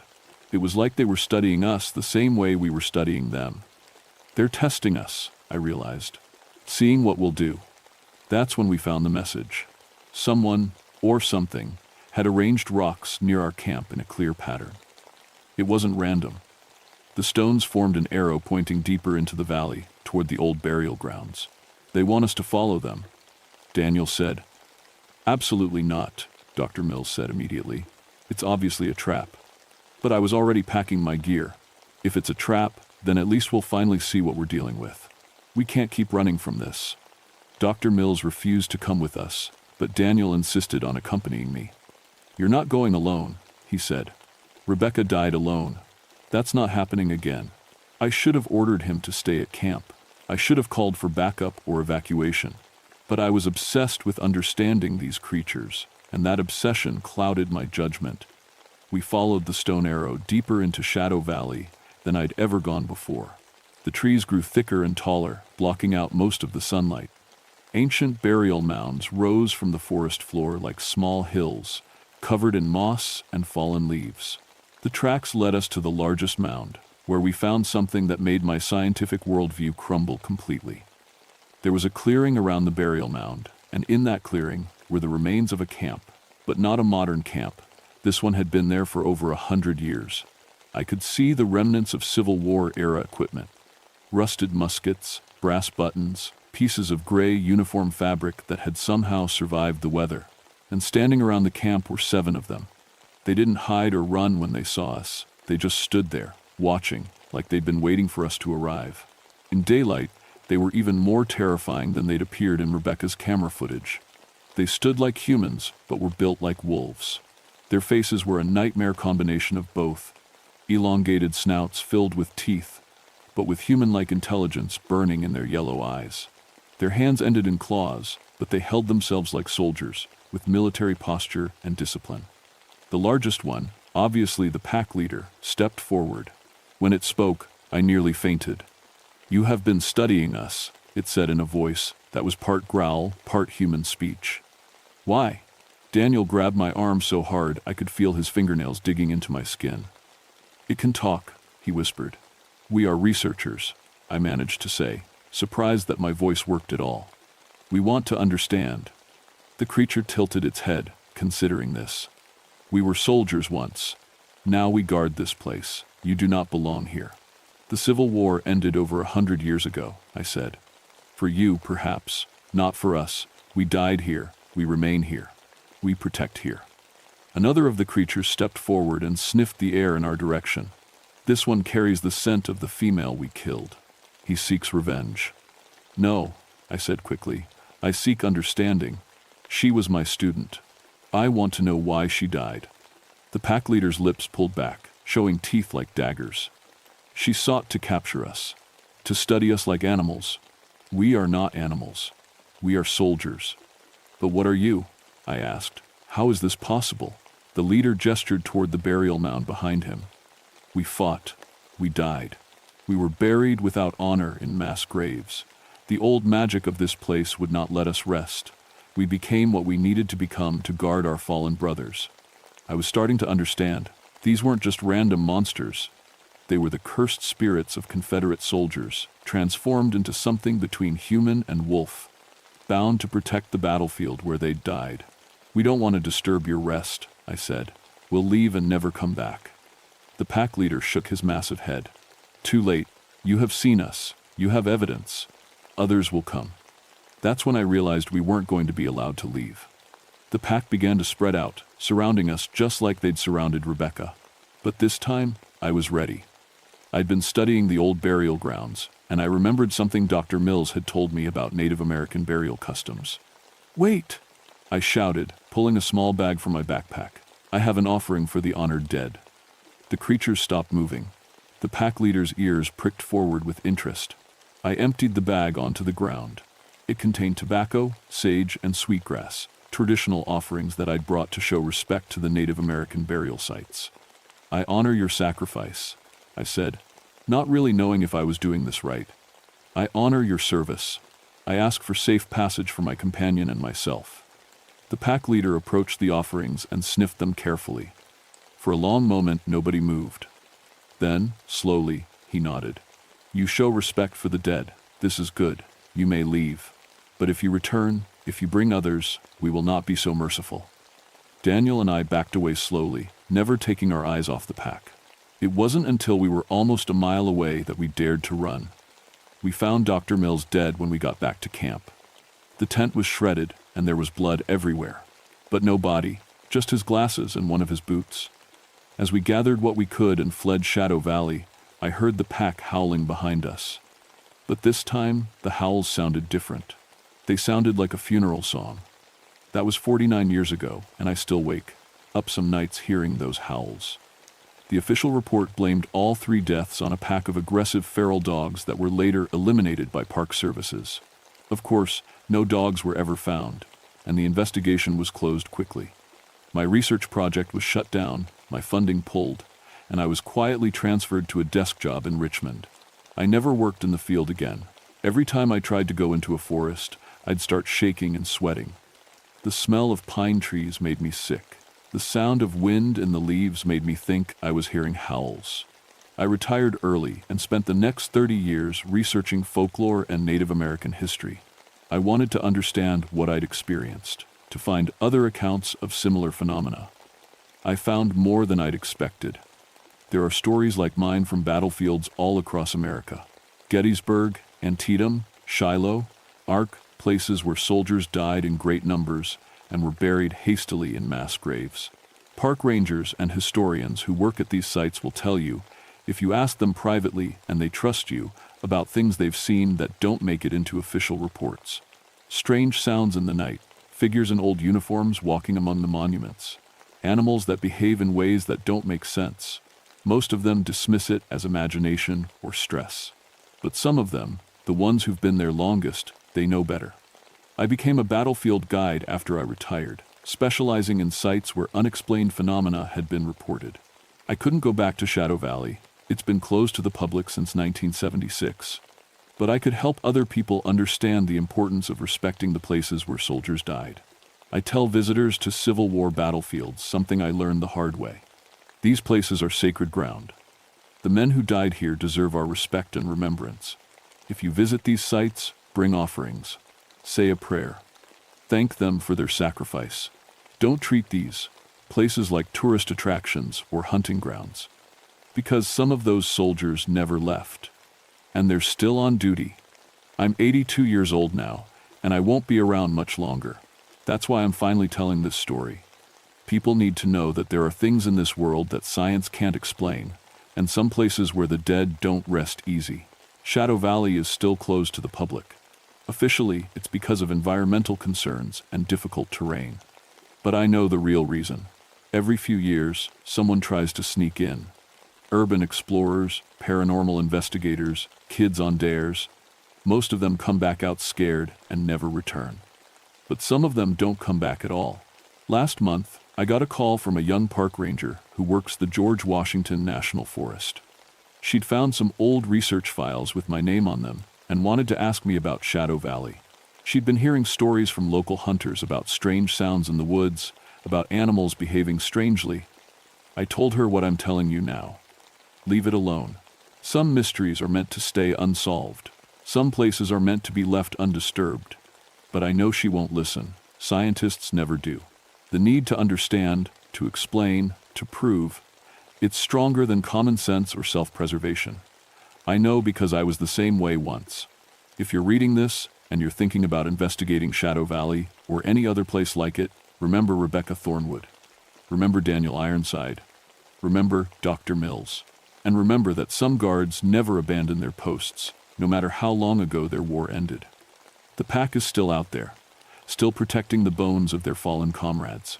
And they'll be there long after we're all gone, howling their eternal vigil into the Appalachian night. My name is Isaiah Blackthorne, and this is my warning to you. Some truths are too dangerous to seek.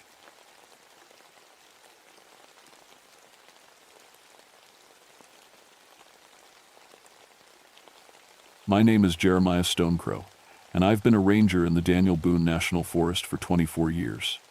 I know these Kentucky mountains like the back of my hands. My family has lived in these parts for 6 generations, and we know every trail, every creek, and every hollow. Hell Hollow got its name long before I started working here. The old-timers say it's because the place feels wrong somehow. Too quiet, too dark, even on sunny days. My great-grandfather told stories about moonshiners who used to hide their stills down there back in the 1920 seconds. Some of them never came back out. I never believed those stories. I'm a practical man. I fix trails, build emergency shelters, and help lost hikers find their way home. When people told me about giant footprints they'd seen in Hell Hollow, I'd just nod and explain how a bear's paw can look mighty big when it sinks deep into soft mud. The hollow sits way back in the forest, tucked between 2 limestone cliffs that rise up like walls on both sides. There's only one safe way down into it, a narrow trail that winds along the cliff face. Most folks don't even know it exists. The ones who do usually have enough sense to stay away. I should have listened to them. It was August 1971, and we were having the worst heat wave anyone could remember. The springs that usually fed the creek at the bottom of Hell Hollow had dried up to just a trickle. Even the animals seemed to be avoiding the place. I'd been doing my regular patrol route when I got the radio call that changed everything. "Jeremiah, we got a problem," came the voice of my supervisor, Bill Watson. "We got 4 scientists from the university who went into Hell Hollow 3 days ago to do some kind of rock study. They were supposed to radio in yesterday, but we haven't heard a word. 4 people. Scientists who should have known better than to go down there without telling someone their exact plans. But Hell Hollow wasn't supposed to be dangerous, just remote and hard to reach. I'll head down there and take a look," I told Bill. "Probably just radio trouble." I packed my gear and started the 2-hour hike to Hell Hollow. The closer I got, the more wrong everything felt. The birds had gone quiet. Not even the usual buzz of insects, just my boots crunching on the dry leaves and the sound of my own breathing. When I reached the edge of the cliff and looked down into the hollow, I saw their camp right away. 4 bright orange tents set up in a neat line next to what was left of the creek. But something was off. The tents were still there, but they looked empty. Flat, like nobody had slept in them. I made my way down the trail, taking my time on the loose rocks. The heat was thick and heavy, even in the shade of the cliffs. By the time I reached the bottom, sweat was running down my back like a river. The camp was a mess. Not torn up like you'd expect from bears or wild pigs, just scattered. A sleeping bag hung from a tree branch 15 feet up. Cooking pots were scattered across the rocks like someone had thrown them. And their expensive equipment, the kind of stuff scientists use to study rocks, was spread out over an area the size of a football field. I found one of their notebooks lying open next to the dead creek. The last entry was from 3 days ago. "Strange formations in the limestone. Need to investigate the caves tomorrow." Caves. I'd been patrolling this area for over 20 years, and I'd never seen any caves. That's when I noticed the smell. Not the usual forest smells of dirt and rotting leaves. This was something else. Something that made my stomach turn and my skin crawl. Like meat left out in the sun too long. I followed the smell deeper into the hollow, and that's when I saw the first footprint. It was pressed deep into the mud next to the creek, clear as day. But it wasn't from any boot I'd ever seen. Too big. Too wide. And the toes looked almost human, but stretched out like they belonged to something much, much larger. I knelt down next to it and put my hand over the print for size. My hand barely covered 3 of the toes. I'd seen plenty of bear tracks in my time. Black bears were common in these mountains, and their back paws could look almost human when they walked on 2 legs. But this was different. The print was too deep, too clear, and way too big. Whatever made it had to weigh at least 400 or 500 pounds. I followed the tracks away from the creek and up toward the far cliff. They were easy to spot in the soft earth, a line of giant prints heading straight toward a crack in the rock face I'd never noticed before. The crack was just wide enough for a person to squeeze through sideways. That had to be where the scientists went. I radioed back to headquarters. "Bill, I found their camp. Looks like they went exploring and found some kind of cave system. I'm going to follow their trail and see what happened. Be careful down there, Jeremiah. And keep your radio on." I squeezed through the crack in the rock and found myself in a narrow passage that opened up into a big underground room. The scientists had been here all right. I could see where they'd set up their lights and equipment. But they were gone now, and their stuff was scattered around just like at the camp outside. The room had 3 tunnels leading deeper into the cliff. I picked the middle one and started walking, using my flashlight to follow what looked like boot prints in the soft cave dirt. The tunnel sloped downward and got wider as I went. The air was cool and damp, a relief after the heat outside. I walked for maybe 10 minutes before I found the first body. Dr. Sarah Chen was lying face down in a side chamber, her arms spread out like she'd been running and just collapsed. When I rolled her over, I could see she'd been dead for at least a day. But there wasn't a mark on her. No blood. No sign of what killed her. She just looked scared, like she'd died of pure terror. I checked for a pulse anyway, but her skin was cold as stone. Whatever happened to her had happened fast. I radioed back to report what I'd found, but all I got was static. The rock walls were too thick. I was on my own until I could get back outside. I kept following the tunnel, and that's when I heard it. Footsteps. Heavy, slow footsteps echoing from somewhere up ahead. Too heavy to be human. Each step made a sound like someone dropping a big rock on the cave floor. I turned off my flashlight and listened. The footsteps stopped. In the complete darkness of the cave, I could hear my heart beating like a drum. I waited for what felt like an hour, but was probably only a few minutes. Then I heard something that made my blood freeze. Breathing. Deep, slow breathing coming from somewhere in the darkness ahead of me. Not human breathing. Something bigger. Something that sounded like it was tasting the air. I turned my flashlight back on and pointed it down the tunnel. Nothing there. Just empty space and rock walls. But I could still hear that breathing, and now I could smell something too. The same rotten smell from outside, but stronger. Much stronger. I started backing toward the way I came, keeping my light pointed ahead. That's when I saw the second body. Dr. Marcus Webb was stuck in a crack in the ceiling about 12 feet up. Not wedged in like he'd fallen. Stuck there like someone had shoved him up into the rock with tremendous force. His eyes were wide open, staring down at me. I'd seen enough. Whatever happened to these people was beyond anything I could handle alone. I needed to get out of there and call for backup. Real backup. Maybe even the state police. I turned and ran back through the tunnels as fast as I could without tripping in the dark. Behind me, I heard those footsteps again. Faster now, coming after me.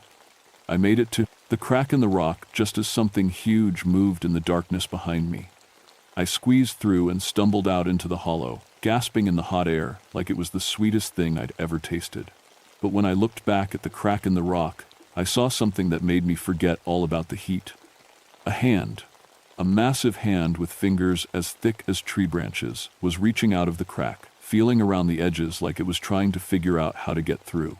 The fingers were covered in dark hair, and the nails looked more like claws. I ran. I ran like I'd never run before, scrambling up that cliff trail without looking back once. I didn't stop until I reached the top, and my radio started working again. Bill, are you there? Jeremiah, what's your status? We got 2 dead scientists down there, and we got a big problem. I need backup. Lots of backup. And whatever you do, don't send anyone down there alone. They sent Tom Whitefield down from the main office, along with a team of state police officers and a couple of paramedics. Tom was a good man, 15 years of ranger service and steady as a rock. If anyone could help me figure out what happened in Hell Hollow, it was him. We set up a base camp at the top of the cliff and went down together the next morning. I told Tom everything I'd seen, but I could tell he thought I was letting the heat and the stress get to me.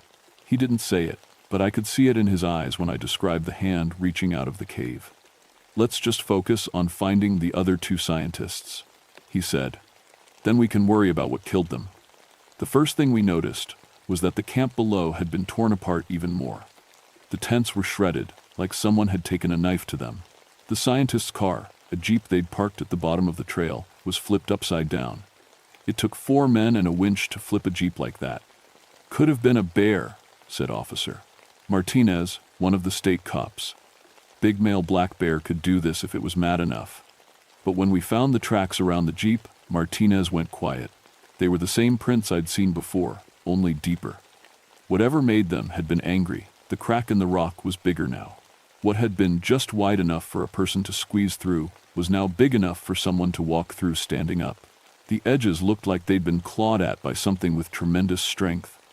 "I don't like this," Tom muttered as we got our lights ready. "The whole thing feels wrong." We went into the caves in a group, me, Tom, Martinez, and another officer named Brown. We found Dr. Chen's body right where I'd left it, and Dr. Webb was still stuck in the ceiling crack. But there was no sign of the other 2 scientists. We followed the main tunnel deeper into the cliff than I'd gone before.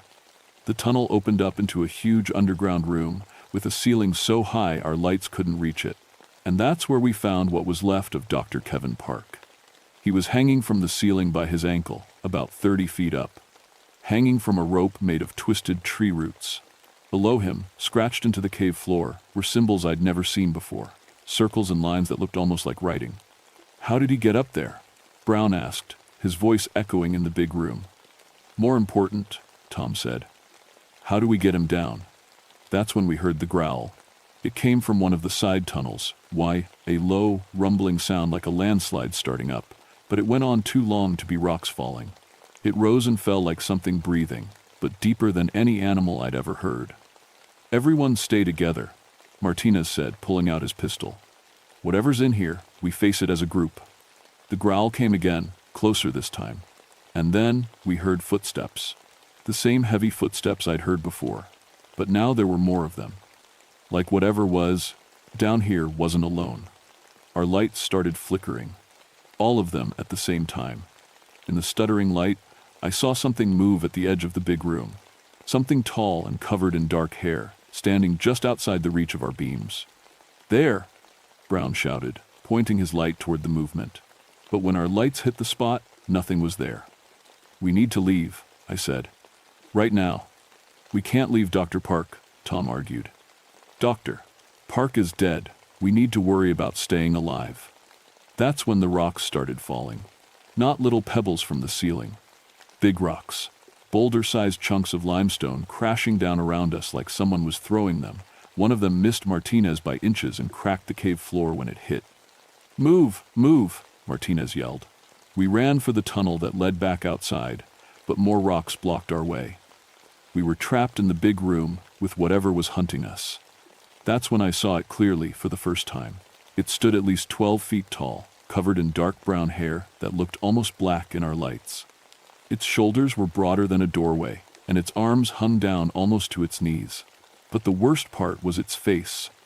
It looked almost human, but wrong, like someone had stretched a human face over a skull that was too big for it. And it was smart. I could see intelligence in those dark eyes.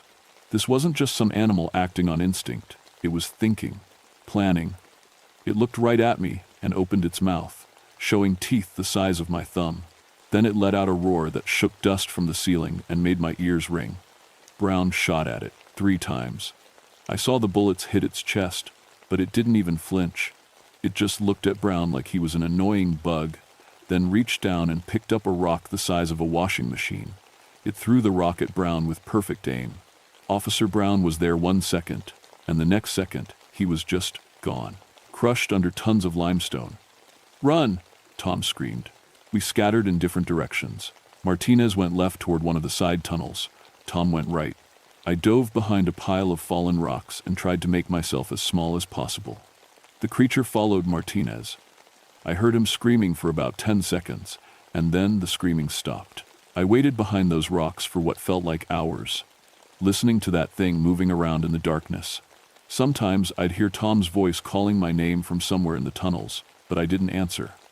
I was too scared that the thing would hear me too. When everything finally went quiet, I made my way back toward the entrance. But the tunnel had changed somehow. The walls were in different places, and there were new passages that hadn't been there before. It was like the whole cave system was shifting around me. I finally found my way out just as the sun was setting. Tom was already there, waiting at the top of the cliff with the rest of our team. His face was white as paper, and his hands were shaking. "Where are Martinez and Brown?" asked one of the other officers. Tom just shook his head. "We need to seal that cave," I told them. "Whatever's down there, we can't let it get out." But when we looked down into Hell Hollow the next morning, the crack in the rock was gone. The cliff face was smooth and solid, like there had never been a cave there at all. The officials wanted to call it an accident. Rockslide, they said. Tragic cave-in that killed 4 scientists and 2 police officers. They posted signs around Hell Hollow warning people to stay away due to geological instability. But I knew better. And so did Tom. We couldn't let it go. 3 days after they sealed off the area, Tom and I went back down there with our own equipment. We had to know what we were really dealing with. The crack in the rock was back, bigger than ever. And the smell coming out of it was so bad we had to wrap bandanas around our faces just to get close. "Maybe we should call in the military," Tom said. "This is way beyond what park rangers can handle." "And tell them what? That there's a 12-foot monster living in a cave that appears and disappears? They'll lock us up." Before Tom could answer, we heard voices coming from inside the cave. Human voices, calling for help. "That's impossible," Tom whispered. "Everyone who went in there is dead." But the voices were real. We could hear them clearly, a man and a woman, shouting that they were lost and needed help. "It's a trap," I said. "That thing is smart enough to imitate human voices." But Tom was already heading for the cave entrance. "We can't just leave them if there's a chance they're real people." I followed him in, cursing under my breath. The tunnel was different again, wider and straighter, like something had been digging it out. Our flashlights seemed dimmer than usual, barely pushing back the darkness. We followed the voices deeper into the cliff, but they always seemed to be coming from just ahead of us. Around the next corner, through the next passage, leading us deeper and deeper underground, that's when I realized the truth. We weren't following the voices to find survivors. The voices were following us to make sure we got lost. "Tom, we need to turn around right now. Just a little further." I think I heard Dr. Morgan calling my name. Doctor. Morgan had been one of the scientists. She'd been dead for a week. The tunnel opened up into the same big room where we'd lost Martinez and Brown. But now it was different. The walls were covered in bones, human bones arranged in patterns that hurt to look at. And in the center of the room stood 3 of them. 3 creatures, each one bigger than the one I'd seen before. The largest one had to be 15 feet tall, with arms that could have wrapped around a tree trunk. They were waiting for us. But they weren't just animals. As I watched, the smallest one picked up a human skull and began arranging it with the others on the wall. It was making art. Or maybe a warning. That's when I heard the old Cherokee words my great-grandmother had taught me when I was little. Words I hadn't thought about in 30 years. "They are the guardians," said a voice behind us. We spun around to find an old Cherokee man standing in the tunnel entrance. I'd never seen him before, but somehow I wasn't surprised he was there. "My name is Samuel Nighthawk," he said. "My people have known about them for hundreds of years. They guard the sacred places, the burial caves, where our ancestors rest." "Burial caves?" Tom asked. Samuel pointed to the walls covered in bones. "This is where the Cherokee brought their dead for 1,000 years, until the white men came and drove us away. But the guardians stayed. They always stay." The largest creature stepped forward and let out that bone-shaking roar. But Samuel just held up his hand and spoke to it in Cherokee. The creature stopped and tilted its head, listening. "He says you have disturbed the rest of the dead. The scientists came here with their machines and their noise, and they woke the ancestors. Now the guardians are angry." "How do we fix this?" I asked. You show respect, you bring offerings, you promise to keep others away from this place." Samuel reached into his bag and pulled out a pouch of tobacco and some eagle feathers. He placed them on the ground and spoke more Cherokee words. The creatures watched but didn't move. "This is sacred ground," Samuel told us. "It must be protected. The guardians will let you leave, but only if you promise to tell no one what you've seen here. And you must make sure no one else comes to disturb the ancestors." I looked at Tom. His face was pale, but he nodded. "We promise," I said. The largest creature stepped aside and gestured toward the tunnel with one massive arm. It was letting us go. We backed toward the entrance, never taking our eyes off them. Just as we reached the tunnel, the largest one spoke. Not in Cherokee, in English. "Remember your promise," it said in a voice like rocks grinding together. "We are always watching." That was 40 years ago, and I've kept my promise. Tom and I worked together to make sure Hell Hollow stayed off limits. We moved the trail markers, filed reports about dangerous rock falls, and generally did everything we could to keep people away from that place. When Tom retired, he moved to Florida and never talked about what happened. But before he left, he made me promise to keep watching over the hollow. I did more than that. I sought out Samuel Nighthawk and learned everything I could about Cherokee traditions and sacred sites. I learned that there are other places like Hell Hollow scattered throughout the Appalachian Mountains, places where the old guardians still protect the remains of the ancestors. The Cherokee have a word for them, *kekle kudle*, which means the tall ones who walk in darkness. They were here long before humans arrived, but they made an agreement with the Cherokee people centuries ago. The guardians would protect the sacred sites, and the Cherokee would make sure they were left alone. When European settlers came and pushed the Cherokee out, the guardians stayed behind. Most of them went deep underground or high into the mountains where no one would find them. But a few remained in places like Hell Hollow, keeping their ancient promise to protect the dead. I'm retired now, but I still go back to Hell Hollow every few months. Not down into the valley, I'm not stupid. But I sit on the cliff and leave tobacco offerings the way Samuel taught me. Sometimes I see tracks in the mud below. Sometimes I hear voices calling from the cave. The state still keeps the area closed to the public. The official reason is geological instability. But the real reason is that I file a report every year documenting new rockfalls and dangerous conditions. As long as I'm alive, no one is going down there to disturb the ancestors again. But I won't live forever, and that worries me. What happens when there's no one left who knows the truth? What happens when some developer decides Hell Hollow would make a nice spot for a resort? What happens when someone decides those geological hazard signs are just government paranoia? I've been training my replacement, a young ranger named Katie Morrison. She's smart and respectful, and she listens when I tell her stories about the old days. I haven't told her the whole truth yet, but I will before I retire completely. She'll need to know what she's really protecting, because they're still down there, all of them, the guardians and the ancestors they protect. And they're still watching. Last week, a group of college kids went missing about 20 miles north of Hell Hollow. They were found 3 days later, alive but scared out of their minds. They claimed something huge had chased them through the forest all night, herding them away from an area where they'd planned to set up camp. When I checked the location on my maps, I saw it was marked as another Cherokee burial site. The guardians are still keeping their promise. The question is, are we keeping ours? If you ever find yourself hiking in the deep mountains of Kentucky, and you come across a place that feels wrong somehow, too quiet, too dark, with a smell you can't identify, I suggest you turn around and walk away. Some places are meant to be left alone. The Cherokee understood this. They knew that not all of nature's mysteries are meant to be solved. I learned that lesson the hard way in Hell Hollow, and I've been living with it ever since. Some nights I still wake up hearing that grinding voice saying, "We are always watching."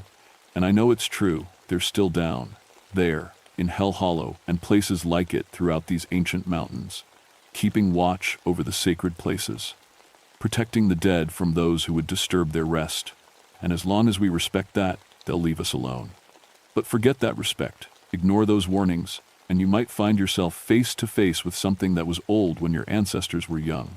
Something that has no patience for the disrespectful and no mercy for those who would desecrate sacred ground. The mountains remember everything, and some things are better left undisturbed.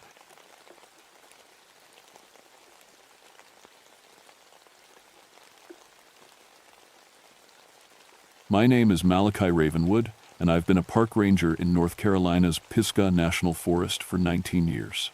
In all that time, I've seen bears attack campers, watched lightning split ancient oaks in half, and pulled more lost hikers off dangerous cliffs than I care to count. But nothing prepared me for what happened at Widow's Peak in November of 1984. People always ask me about the strangest thing I've encountered in these mountains. They expect stories about wild animals or crazy weather. They don't expect what I'm about to tell you. Widow's Peak sits on the highest ridge in my patrol area, about 8 miles up a trail that would challenge even experienced hikers. Most folks never make it that far. The path gets steep and narrow, with loose rocks that can send you tumbling down the mountainside if you're not careful. That's probably for the best. I'd been up there hundreds of times over the years. It's my job to check the old cabin ruins, make sure no one's camping illegally, and keep an eye on the wildlife. The place has always felt different from the rest of the forest. Quieter somehow. Even the birds don't sing much up there. Local folks have stories about the peak, of course. Every mountain in Appalachia has its tales. They say it got its name back in the 1800s, when pioneer women would climb up there to watch for their husbands coming home from long hunting trips or trading journeys. Some of those men never came back. Some of those women never stopped waiting. I never paid much attention to the stories. I'm a practical man. I studied at the seminary for 3 years before I realized God was calling me to serve in a different way. These mountains taught me that nature has its own mysteries, but they're usually things you can explain if you know enough about weather patterns, animal behavior, and geology. The crying sounds people claim to hear up there? Just wind blowing through the rock formations. The cold spots? Mountain air gets trapped in certain areas. The feeling of being watched? Your mind playing tricks when you're alone in the wilderness. That's what I believed, anyway. The November weather that year was strange. We should have had frost by then, maybe even our first snow. Instead, we were dealing with what old-timers call an Indian summer, warm days that feel stolen from September. It made the forest restless. Animals weren't following their normal patterns. Plants that should have been dormant were still growing. I remember that Tuesday morning when everything started to change. I was drinking coffee in the ranger station when the radio crackled to life. "Malachi, we've got a situation up at Widow's Peak." The voice belonged to Sheriff Tom Bradley, and he sounded tired. "Need you to meet me at the trailhead." "What kind of situation, Tom?" 3 hikers, all dead, no obvious cause." I set down my coffee cup harder than I meant to. "Dead how?" "That's what we need to figure out." The hike up to Widow's Peak usually takes about 3 hours, but Tom and I made it in 2.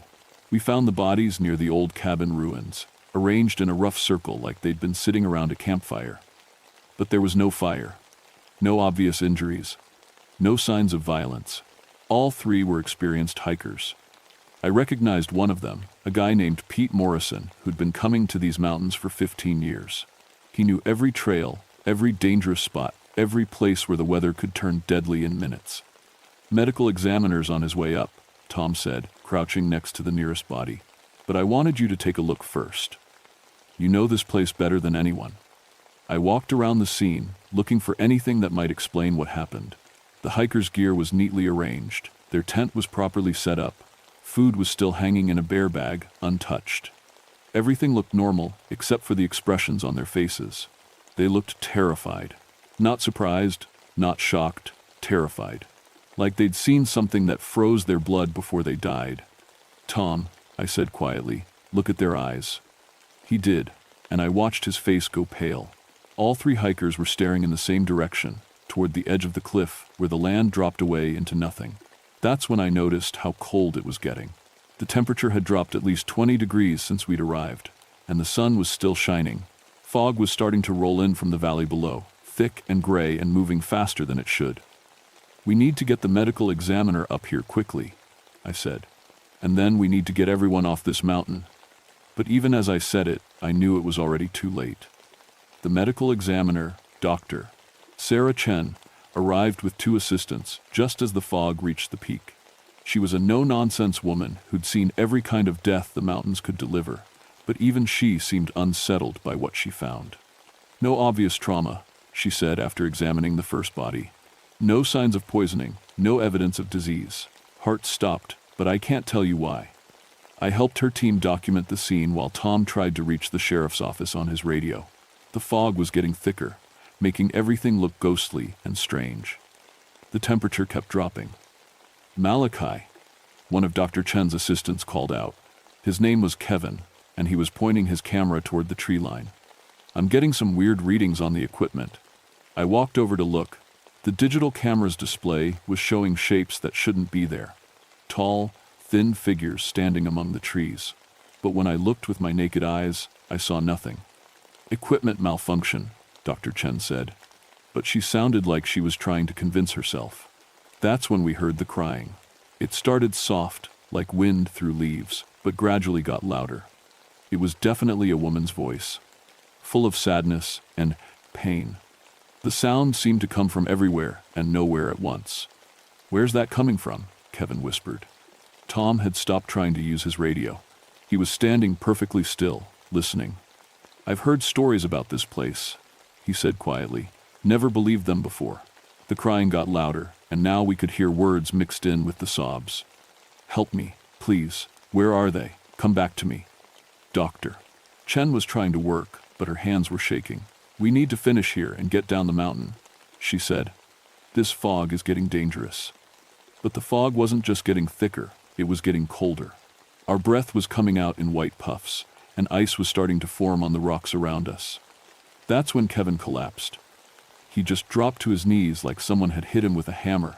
His camera fell and cracked against a rock. When Tom and I reached him, Kevin was staring at something we couldn't see. "She's so sad," he whispered. "She's been waiting so long." "Doctor." Chen knelt beside him, checking his pulse. "Kevin, look at me. What do you see?" "The lady in white. She's standing right there." He pointed toward the cliff edge. "She wants us to come with her. She says her husband is waiting down there." I looked where he was pointing and saw nothing but fog and rocks. But the temperature dropped another 10 degrees, and now I could see our equipment starting to malfunction. The radio was picking up voices, speaking in a language I didn't recognize. "Doctor." Chen's medical instruments were giving impossible readings. "We're leaving," I said. "Now." But when we turned to head back down the trail, we found our path blocked by fog so thick we couldn't see 3 feet ahead. And the crying was getting closer. Kevin stood up suddenly, his eyes fixed on something none of us could see. "She says she's been alone for so long. She says we don't have to be alone anymore." He started walking toward the cliff. Tom grabbed his arm, but Kevin was stronger than he looked. "She's beautiful," he said dreamily. "She just wants us to jump. It's not far. Her husband is waiting at the bottom." That's when I realized we weren't dealing with mountain weather or equipment problems. We were dealing with something that had been waiting on this peak for over 100 years, something that fed on grief and loneliness, something that had already killed 3 experienced hikers, and now it wanted us. Dr. Chen was backing away from Kevin, her medical bag clutched against her chest. "This isn't possible," she kept saying. "This isn't possible." But Tom was a mountain man, born and raised in these hills. He'd heard the stories from his grandmother, even if he'd never believed them. "Cherokee used to say this place was cursed," he said quietly. "Said there were spirits here that couldn't move on." The crying was right next to us now, so close I could feel breath on my neck. Ice was forming on our clothes, and Kevin was still trying to walk toward the cliff, even with Tom holding his arm. That's when I saw her. Just for a second, in the fog, I caught a glimpse of a woman in a white dress.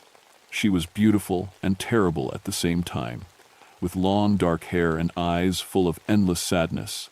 She was reaching toward Kevin with one pale hand. And behind her, barely visible in the mist, I could see others. Dozens of women in old-fashioned dresses, all crying, all reaching, all waiting for someone who would never come home. "Run!" I whispered. Then I shouted it. "Run!" We ran blind through the fog, crashing through trees and stumbling over rocks. I could hear the women crying behind us, their voices getting louder and more desperate. Tom was dragging Kevin, who kept trying to turn back toward the cliff. Dr. Chen tripped and fell hard. When I helped her up, her face was white with pain. "I think I twisted my ankle," she gasped.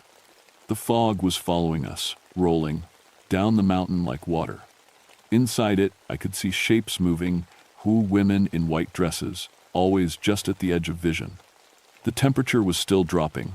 Our footsteps were crunching on ice that shouldn't exist in November.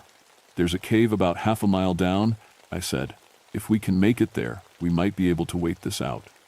But even as I said it, I knew we weren't dealing with weather anymore. This was something else, something that had been building power for over a century. Kevin suddenly broke free from Tom's grip and started running back up the mountain. "I can hear him calling," he shouted. "My dad is calling for me." Tom caught him after 20 yards, but Kevin fought like a wild animal. "Let me go. He's been waiting for me. He's been waiting for so long." That's when I realized what was happening. The spirits weren't just randomly attacking people. They were showing us things, making us see our own dead loved ones. Kevin's father had died in Vietnam when Kevin was just a baby. "Don't listen to them," I told the others. "Whatever they show you, whatever they promise, it's not real." But the crying was getting inside my head too. I started thinking about my brother Marcus, who died in a car accident 10 years ago. I could almost hear his voice in the wind, calling my name. We made it to the cave, but it didn't help. The fog seeped in like smoke, and the temperature kept dropping. Dr. Chen was shivering so hard she could barely speak. Tom was trying to build a fire, but his matches wouldn't light. "Malachi," Kevin said quietly. He was sitting in the back of the cave, staring at something none of us could see. "Do you think they're really dead, the people we've lost?" "Kevin, don't." "Because she says they're not. She says they're just waiting in a different place, and all we have to do is step across." The crying was everywhere now, echoing off the cave walls, and I could see them more clearly, not just the women in white, but other figures too. Men in old-fashioned clothes, children in pioneer dress, all with the same expression of endless waiting. Dr. Chen grabbed my arm. "My daughter," she whispered. "I can see my daughter. She died of cancer 3 years ago. She's right there, asking why I couldn't save her." I closed my eyes, trying to shut out the visions, but I could still hear Marcus calling for me. He sounded so real, so close. All I had to do was follow his voice into the fog. That's when I remembered my seminary training. Not the theology, but the practical stuff about helping people in crisis. About recognizing when grief was being used as a weapon. "They're not our loved ones," I said firmly. "They're using our memories against us. Our dead are at peace. These things are something else." But Tom was already standing up, his eyes fixed on empty air. "Sarah," he whispered. "My wife, Sarah. She says she's been waiting for me." Tom's wife had died of a heart attack 2 years ago. I'd been at the funeral. I'd seen how broken he was. "Tom, that's not Sarah. Sarah wouldn't want this for you." But he was already walking toward the cave entrance, toward the fog and the crying voices. Kevin was following him, and Dr. Chen was struggling to her feet despite her injured ankle. The spirits were getting stronger. I could feel their hunger, their desperate need to not be alone anymore. They'd been trapped on this mountain for over a century, and they were going to keep killing until someone helped them find peace. Or until there was no one left to kill. I was the only one still fighting their influence, but I could feel my resistance weakening. The seminary had taught me about evil, but this wasn't evil exactly.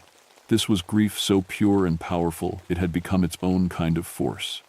That's when I heard footsteps outside the cave. Real footsteps, not spirit voices. Someone was coming up the mountain. "Hello?" A woman's voice called out. "Is anyone up there? I saw your flashlights from the trail." It was Emma Brightwater, a local guide who knew these mountains as well as I did. She was bringing a group of tourists up for a sunrise hike. "Emma," I shouted, "stay back, don't come up here." But it was too late. The fog was already reaching down the mountain toward her, and the crying voices were getting excited, like predators who'd spotted fresh prey. I had to make a choice. I could try to save my team, who were already halfway lost to the spirits. Or I could try to save Emma and her tourists, who didn't even know what they were walking into. The spirits were crying louder now, and through the cave entrance I could see them clearly, dozens of women in white, all reaching toward the fog with desperate hands. And somewhere in that crowd of the dead, I saw a face I recognized from old photographs in the local history museum. A woman named Mary Catherine Wells, who died on this peak in 1847, waiting for a husband who'd been killed by bandits 50 miles away. She was the first. She was the one who'd started all this. And she was looking right at me. I ran out of the cave and down the mountain, leaving Tom, Kevin, and Dr. Chen behind. I know how that sounds. But Emma had 6 tourists with her, including 2 teenage kids. I couldn't let the spirits take them all. I found Emma's group about a quarter-mile down the trail. They were setting up camp for the night, planning to reach the peak at sunrise. The fog was already starting to reach them. "Emma, you need to get these people out of here right now," I said, trying to keep my voice calm. She looked at me like I'd lost my mind. "Malachi, what are you doing up here? And why do you look like you've seen a ghost?" The irony wasn't lost on me. "There's been an accident at the peak," I said. 3 people are dead, and the conditions are dangerous. You need to head back down immediately." But even as I spoke, the fog was getting thicker around us. The temperature was dropping fast. And I could hear the crying starting again, soft at first but getting louder. One of the teenagers, a girl about 16, suddenly stopped packing her gear. "Do you guys hear that?" she asked. "It sounds like someone's crying." "Just wind through the rocks," Emma said, but she was looking around nervously. The girl took a step toward the fog. "It sounds like my mom, but that's impossible. My mom died last year." That's when I knew we were all in serious trouble. I grabbed the girl's arm. "Listen to me very carefully. Whatever you think you hear, it's not your mother. Your mother is at peace. This is something else, something that feeds on our grief." But the crying was getting louder, and now the other tourists were starting to hear it too. An older man was staring into the fog with tears in his eyes. "Dad?" he whispered. "Is that really you?" Emma was trying to maintain control of her group, but I could see the confusion and fear in her face. "Malachi, what's really going on up here?" Before I could answer, the fog reached us completely. The temperature dropped so fast that ice started forming on our clothes and equipment, and through the mist, I could see them coming, dozens of figures in white, moving down the mountain toward us. The teenage girl broke free from my grip and started walking into the fog. "Mom, I'm coming, Mom." I tackled her, and we both went down hard on the rocky trail. She fought me like a wild animal, screaming for her mother. The other tourists were starting to move toward the fog too, their eyes fixed on things only they could see. That's when Emma grabbed my shoulder. "The Cherokee elder," she said urgently. "My grandmother always said if the spirits ever came back, we needed to find Joseph Crowfeather." Joseph Crowfeather lived in a cabin about 2 miles down the mountain. He was in his 80s, but he knew the old stories better than anyone. More importantly, he knew the old ways of dealing with restless spirits. "Can you find him in this fog?" I asked. "I can try, but what about them?" She gestured to the tourists, who were all walking slowly toward the cliff now, drawn by voices only they could hear. I looked at the group, 9 people total, including 2 kids. Then I looked up the mountain, where Tom, Kevin, and Dr. Chen were probably already dead or dying. The spirits were getting stronger with each person they claimed. "Take 2 of the stronger hikers and go find Joseph," I said. "I'll try to hold the others here." But even as I said it, I knew it was hopeless. I was just one man against forces that had been building power for over a century. The best I could do was slow them down. Emma picked the 2 most experienced hikers and disappeared into the fog. I was left with 6 tourists who were all slowly walking toward their deaths, hypnotized by the voices of their dead loved ones. That's when I remembered something from my seminary days. A priest had once told me that the most powerful prayer wasn't asking God for help. It was offering to help others, even at the cost of your own life. I started talking to the spirits. "Mary Catherine Wells," I called out. "I know who you are. I know why you're here." The fog seemed to swirl around me, and the crying got quieter. The tourists stopped walking. "You've been waiting for your husband for over 140 years. But he's not coming back. He died in 1847, killed by bandits on the trading road." A figure materialized in the fog in front of me, a woman in a white dress, with long dark hair and eyes full of endless sadness. "Mary Catherine Wells, the first widow of Widow's Peak. He promised," she said, and her voice was like wind through dead leaves. "He promised he'd come home. I know he did. But sometimes promises get broken. Not because people don't care, but because the certain sunten dollar day, the world is dangerous and unpredictable. Behind her, I could see the other spirits, dozens of women who died waiting for men who never returned. And mixed in with them now I could see Tom, Kevin, and Dr. Chen, their faces pale and their eyes empty. "You don't have to keep waiting," I told Mary Catherine, "and you don't have to make others wait with you." But she shook her head. "Alone is too hard. Alone is too cold." That's when I understood. These spirits weren't evil, they were just lonely and heartbroken. They'd been feeding on the grief of others because their own pain was too much to bear alone. "You're right," I said. "Alone is too hard, but this isn't the way to fix it." I could hear Emma coming back up the mountain with Joseph Crow Feather, but I could also feel the spirits getting ready to strike, to pull me and the remaining tourists into their eternal vigil. I had one chance to end this before more people died. "Mary Catherine," I said, "let me help you find him." Joseph Crow Feather arrived just as the spirits were reaching for me. He was a small, elderly man, but he carried himself with the authority of someone who dealt with forces beyond the physical world. "You cannot bargain with grief," he told me quietly, "but you can help it find peace." He began to chant in Cherokee, words I didn't understand but could feel in my bones. The fog started to thin, and the temperature began to rise. The spirits became more solid, more visible. "They need to know their loved ones are safe," Joseph explained as he worked. "They need to be shown the way across." The ceremony took 4 hours. Joseph sang and burned sage and cedar, calling on his ancestors to help guide the lost spirits home. I held the line, keeping the tourists calm and safe while the ritual played out. Slowly, one by one, the spirits began to fade. But Mary Catherine Wells was the last to go. "Will you tell people about us?" she asked me. "Will you, to make sure we're not forgotten?" "I promise," I said. She smiled then, and for a moment she looked young and happy instead of sad and haunting. "Thank you." Then she was gone, and the fog lifted, and the November warmth returned to the mountain. We found Tom, Kevin, and Dr. Chen near the cliff edge, unconscious but alive. They had no memory of what happened after we entered the cave. The official report listed the incident as severe altitude sickness and temporary disorientation caused by unusual weather conditions. I left the Park Service 6 months later. The nightmares were too much, and I couldn't stop thinking about all the people who died on that mountain over the years. But I didn't leave the mountains entirely. I became a grief counselor, working with families who'd lost loved ones in hiking accidents and climbing mishaps. I helped them understand that letting go doesn't mean forgetting, and that moving on doesn't mean leaving our dead behind. I still go up to Widow's Peak sometimes, usually on the anniversary of Mary Catherine's death. The crying has stopped, but the place still feels different from the rest of the forest. Quieter, more peaceful.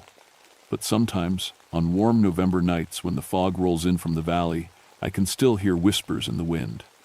Not crying anymore, but something else. Gratitude, maybe. Or just the mountain itself, remembering what it once held. Emma still runs hiking tours, but she doesn't take groups to Widow's Peak anymore. Joseph Crow Feather died 2 years after the incident, taking many of the old stories with him. The Cherokee say his spirit helps guide other lost souls to their proper rest. The tourists who were with us that night don't remember much. Dr. Chen transferred to a hospital in Asheville. Tom retired from the sheriff's department and moved to Florida. Kevin became a photographer for National Geographic, though he never takes pictures of mountain peaks anymore. As for me, I learned that some ghosts are just grief that doesn't know how to let go. And sometimes, the best thing you can do for the dead is help the living understand that love doesn't end with death, it just changes form. But I also learned that some places hold on to pain longer than they should, and that the past doesn't always stay buried in these old mountains. That's why I'm telling you this story, because Widow's Peak isn't the only place in Appalachia where the dead still walk. And grief is a powerful force, whether it belongs to the living or the dead. If you ever find yourself on a mountain trail and you hear crying in the wind, don't follow the sound. Don't trust the voices that call your name. And remember that the people you've lost wouldn't want you to join them before your time. They're waiting for you, yes, but they're waiting somewhere else, somewhere better than a lonely peak, where the fog never quite lifts and the crying never quite stops. Sometimes I wonder if I really helped those spirits find peace, or if I just moved them somewhere else. But then I remember Mary Catherine's smile at the end, and I think maybe, just maybe, some stories really do have happy endings. Even the scary ones.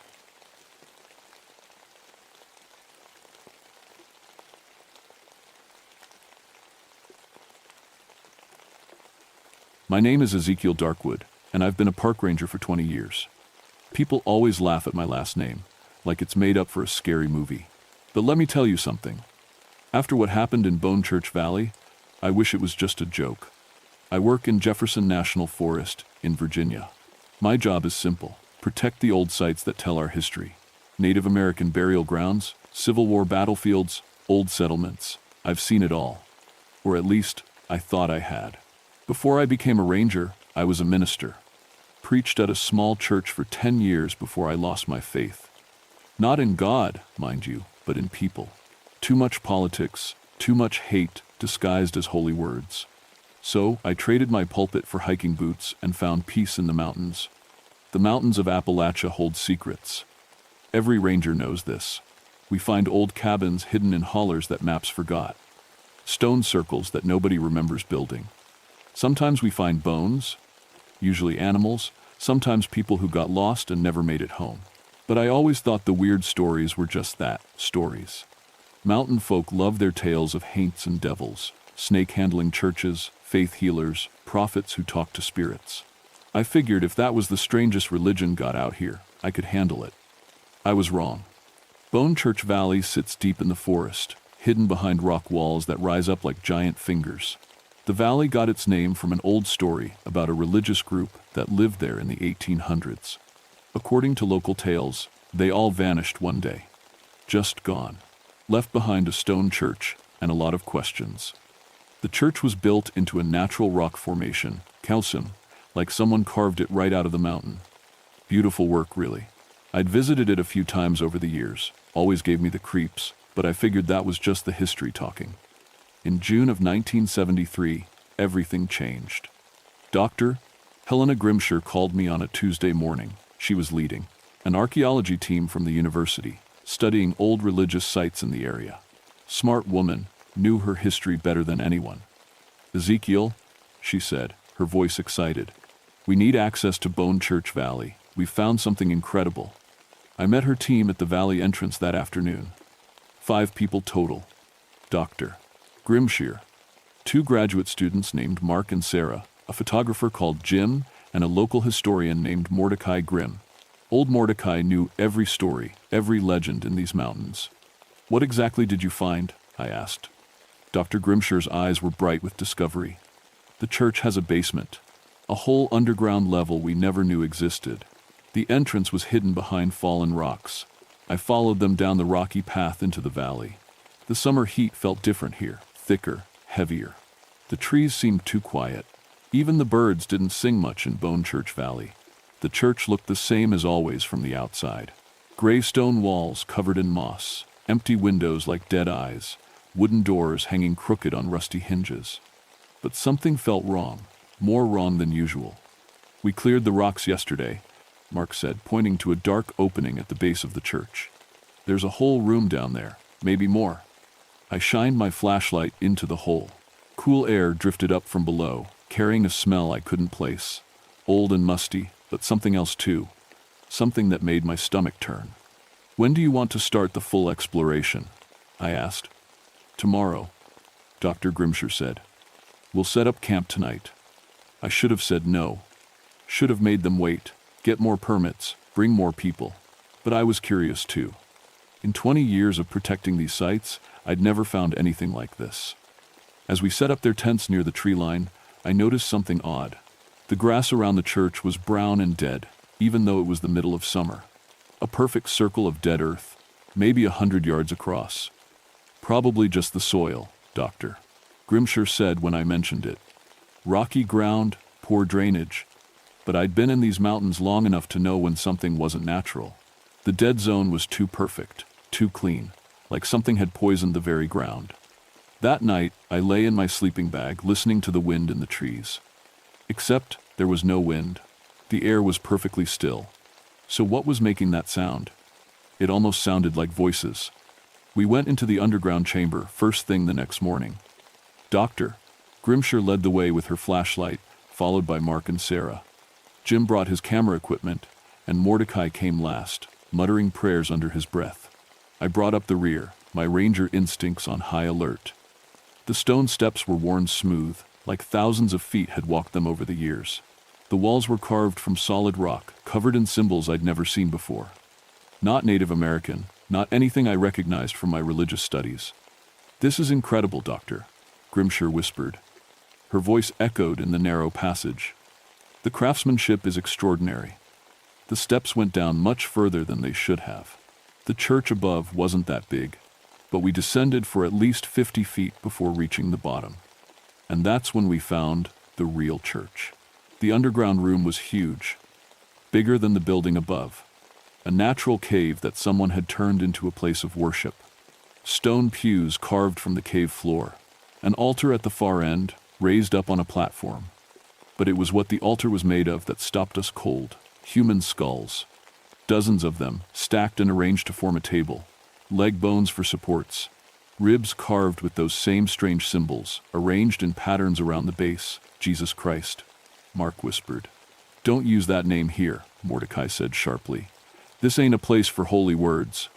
Jim started taking pictures, his camera flash lighting up the bone altar in stark white bursts. Each flash seemed to make the shadows move wrong, like they were alive.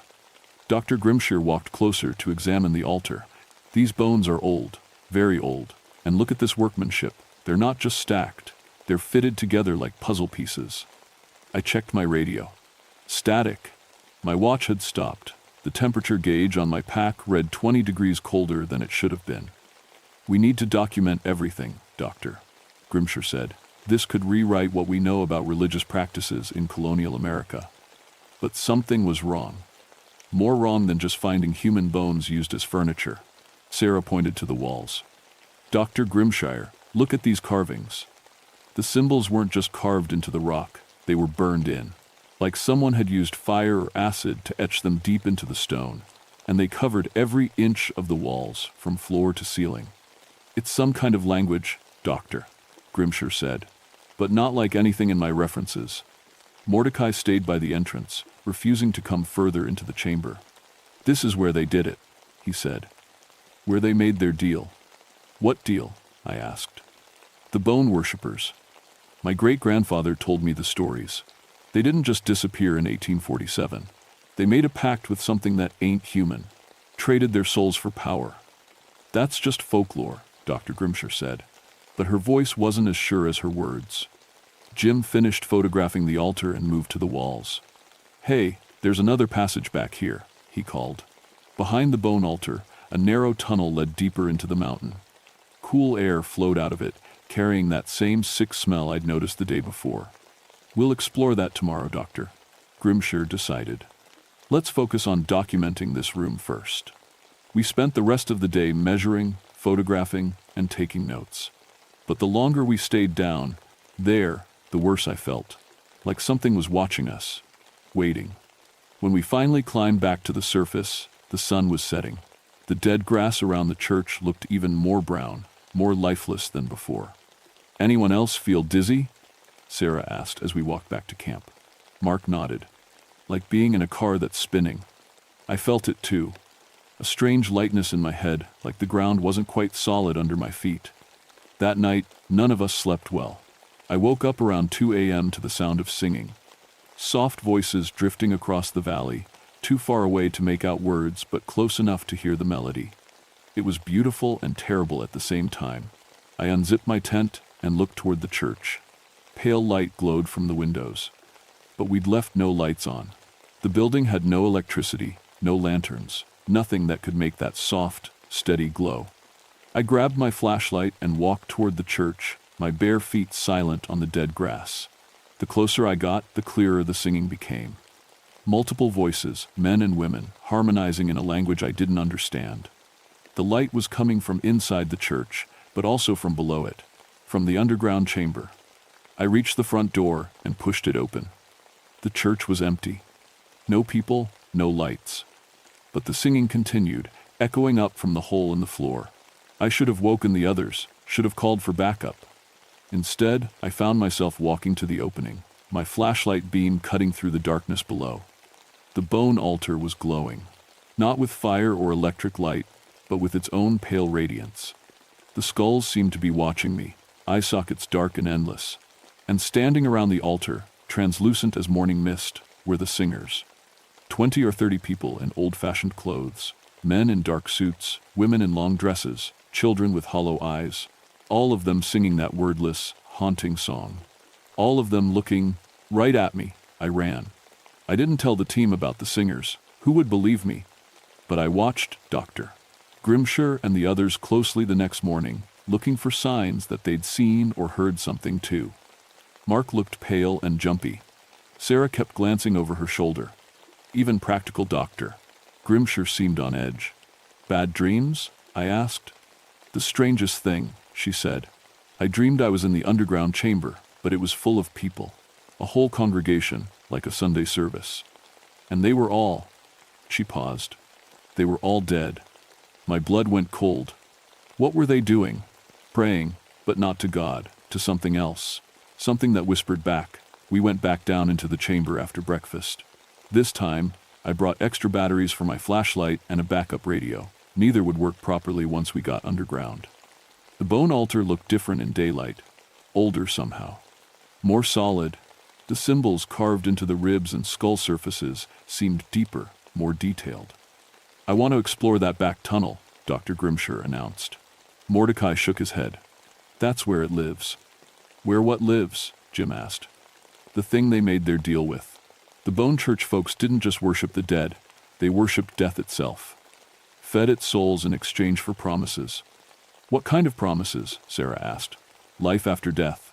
Power over others. Knowledge of things man ain't supposed to know. Mordecai's voice was grim. But every deal with the devil has a price. Dr. Grimshire ignored him. Mark, Sarah, you stay here and continue documenting. Jim, bring your camera. Ezekiel, I want you with us in case we find more chambers that need protection. The tunnel behind the altar was narrow, barely wide enough for one person. The walls were smooth, polished like glass. Our footsteps echoed strangely, like we were walking through something much larger than a simple cave. After maybe 50 yards, the tunnel opened into another chamber. This one was smaller, but somehow felt more important, more dangerous. The floor was covered in symbols, not carved, but made from bones. Thousands of small bones arranged in complex patterns that hurt to look at directly. They seemed to shift and move when I wasn't focusing on them. Human finger bones. Doctor, Grimshire whispered. And toe bones. This must have taken hundreds of bodies. Jim started taking pictures, but his camera kept malfunctioning. The flash would fire at random or not at all. When it did work, the pictures came out wrong, showing shapes and shadows that weren't there when we looked. In the center of the bone patterns sat a simple wooden chair. Dark wood, worn smooth by use. Stained with something that looked like old blood. The throne, Mordecai breathed. He'd followed us despite his fear. That's where it sits when it comes calling. As if his words were a trigger, the temperature dropped 20 degrees in seconds. Our breath misted in the suddenly cold air, and the bones on the floor began to move. Not dramatically, not like a movie. Just small shifts, tiny adjustments, like puzzle pieces settling into place. But the patterns were changing, forming new shapes, new symbols. We need to leave, I said. Now. But when we turned back toward the tunnel, it was gone. The wall behind us was solid rock, as if the passage had never existed. That's impossible, Dr. Grimshire said. She ran her hands over the smooth stone. We just came through here. Jim was taking pictures frantically now, his camera working perfectly. But when I looked at the display screen, the photos showed things that weren't there. People standing around us. Faces in the shadows. And in every picture, someone was sitting in the wooden chair. The same someone. A tall figure in dark robes, face hidden but unmistakably watching us. Can you see him? Jim asked, his voice shaking. In the pictures? Can you see him watching us? Sarah screamed. She was pointing at the chair, which was no longer empty.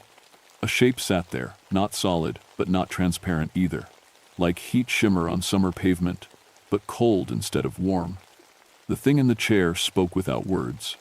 Its voice went straight into our heads, bypassing our ears entirely. Asterisk, welcome to my congregation. Asterisk. Dr. Grimshire stumbled backward. This isn't real. Mass hallucination caused by underground gases, or asterisk. So many years since new souls entered my church. Asterisk, the voice continued. Asterisk. So many years of waiting. Asterisk. The bone patterns on the floor were moving faster now, creating a spiral that led from the entrance to the chair, and we were standing on them. Every step we took followed the pattern, drawing us closer to the seated figure. Asterisk. Each of you will serve. Each of you will join the faithful. Asterisk. Like hell, I said, and pulled out the small Bible I'd carried since my preaching days. The thing in the chair recoiled slightly, its form wavering.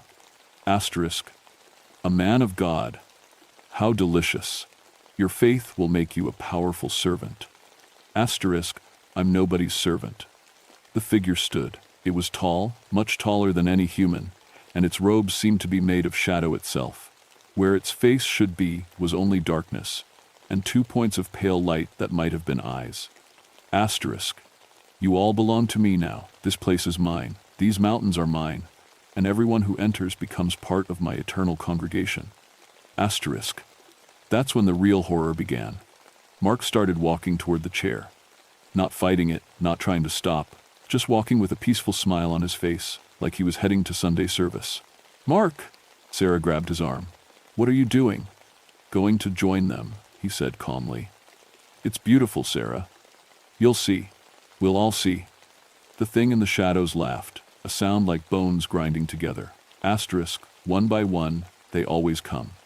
Faith is such a powerful thing, even faith in darkness. Asterisk, I grabbed Mark's other arm, trying to pull him back. But he was stronger than he should have been, and getting stronger. Something was changing in his eyes. They were getting darker, emptier. Jim dropped his camera and joined Mark, both of them walking steadily toward the dark figure. This is impossible, Doctor. Grimshire kept saying. This is scientifically impossible. Asterisk science, faith. In the end, they are the same thing. Belief in something greater than yourself. Asterisk. The bone patterns were glowing now, giving off that same pale light I'd seen the night before. And in that light, I could see them clearly. The congregation. Dozens of translucent figures standing around the chamber, all facing the chair. All watching us with dead, hungry eyes. Asterisk, welcome to the Bone Church. Asterisk, they whispered in unison. Asterisk, welcome to eternal service. Asterisk, Mark and Jim reached the chair. The dark figure extended its hands toward them, and they began to fade. Mark and Jim were becoming translucent, their solid forms turning to mist before our eyes. But they were still conscious, still aware. Mark turned to look at us, his face peaceful but his eyes terrified. Help me, he whispered, though his lips didn't move. Please, help me. That's when I understood. The congregation wasn't made of willing servants. They were prisoners, trapped souls forced to worship something that fed on human faith and fear. Stop, I shouted at the dark figure. Let them go. Asterisk, they came to my church willingly. They will serve willingly. Asterisk, this isn't your church, I said, pulling out my Bible again. This is God's earth, and you're trespassing. The entity laughed. Asterisk, your God abandoned these mountains long ago. I am the only divine power here now. Asterisk. But something in my words had an effect. The fading process slowed. Mark and Jim solidified slightly, though they remained trapped near the chair. Dr. Grimshire was frantically examining the walls, looking for any exit. Sarah was praying in Spanish, tears streaming down her face. And Mordecai. Old Mordecai was pulling something from his coat pocket. A small wooden cross, worn smooth by generations of handling. My great-grandfather gave this to me, he said.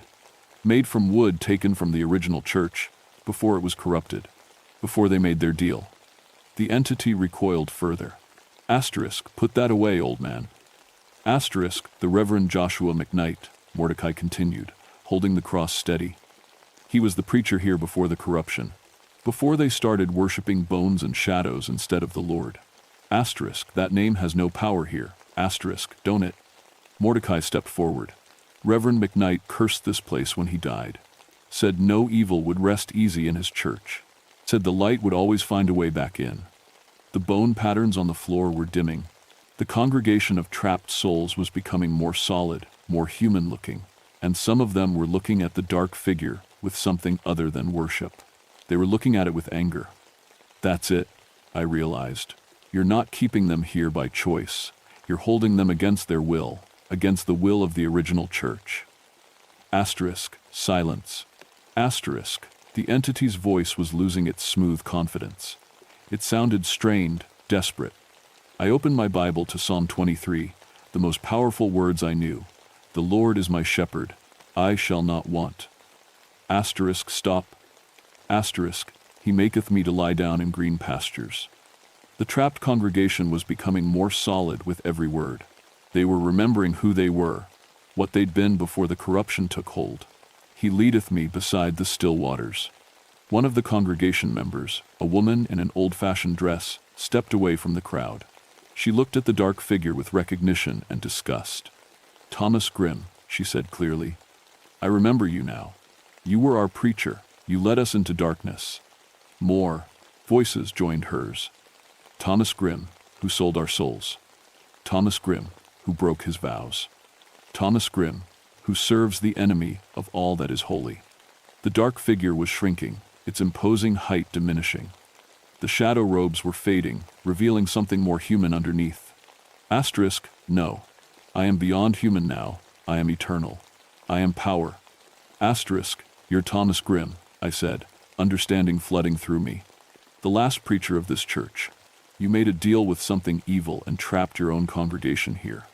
The entity that had been pretending to be a demon was just a man. A corrupted, twisted man who'd been feeding on trapped souls for over a century, but still just a man. Yea, though I walk through the valley of the shadow of death, I continued, I will fear no evil, for thou art with me. The wooden cross in Mordecai's hand was glowing now, warm and bright. The congregation of trapped souls was fully solid, fully human again, and they were angry. You promised us eternal life, the woman said to Thomas Grimm.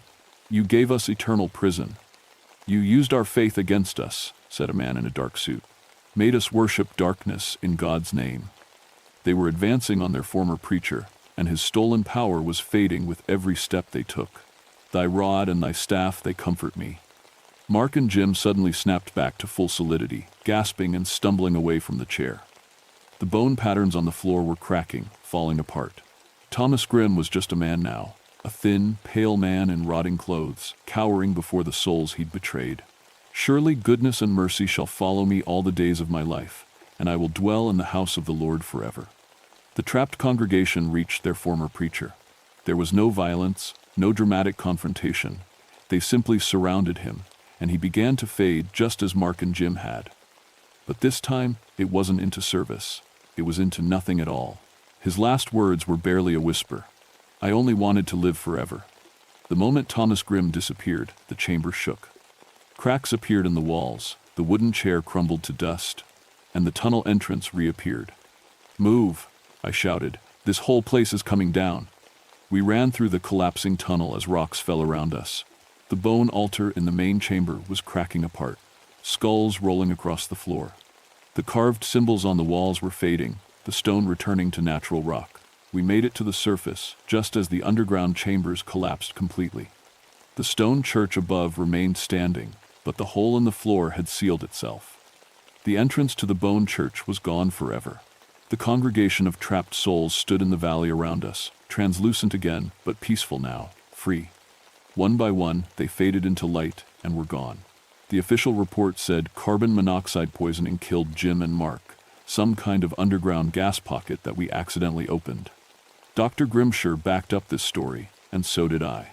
What else could we say? That we'd found the trapped souls of a 19th century congregation and freed them from their corrupted preacher? That we'd defeated a man who'd made a deal with genuine evil and lived for over a century by feeding on human souls? Nobody would believe that. Hell, I barely believe it myself sometimes. But I know what I saw. I know what I felt in that place. The site was sealed off, declared archaeologically insignificant. The university pulled Dr. Grimshire's team, and she never returned to religious site excavation. Last I heard, she was studying pottery shards in New Mexico. Sarah transferred to a different school. Mordecai went back to his books and stories, but he never talked about the Bone Church again. When I asked him about it a few months later, he just shook his head and walked away. I kept working as a ranger, but something had changed. I started paying closer attention to the old sites I protected. Started listening more carefully to the local stories and legends, because I learned something important in that underground chamber. Not all churches serve the same God, and not all faith leads to the light. I still carry my Bible, still believe in good and evil, right and wrong. But I also know that evil can wear the mask of righteousness, can twist faith into something dark and hungry. The dead grass around the Bone Church site grew back within a month. The valley is green and alive again, the way it should be. Birds sing there now. Animals graze in the meadow where nothing would grow before. But I still don't like going there alone. Sometimes, on quiet summer evenings, I think I can hear singing drifting across the mountains. Not the twisted harmonies of trapped souls, but something clean and pure. Free voices raised in genuine praise. I hope that's what it is. I hope Thomas Grimm's congregation found their way to the light they'd been seeking for so long. But I also know that other places exist in these mountains. Other sites where faith went wrong, where deals were made with things that shouldn't be bargained with. I've found 3 more since 1973. Different locations, different stories, but the same underlying corruption. The same misuse of human faith and trust. Each time, I've known what to do. The Bible helps. Holy symbols help. But mostly, it's about remembering that real faith isn't about power or control or living forever. Real faith is about serving something greater than yourself. Something that asks for love, not worship. Something that offers hope, not promises. And real faith doesn't trap people in darkness. It sets them free. Last week, a new archaeological team called about another old church site they'd found, deep in the mountains, hidden in a valley that doesn't appear on modern maps. They want a ranger escort for their preliminary survey. I told them I'd be happy to help. After all, somebody has to make sure the light finds its way back into these dark places. Somebody has to stand guard against the bone churches.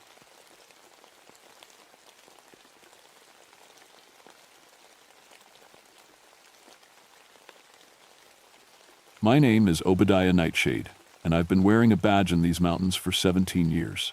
Started as a deputy sheriff when I was 27, fresh out of the army and full of ideas about right and wrong.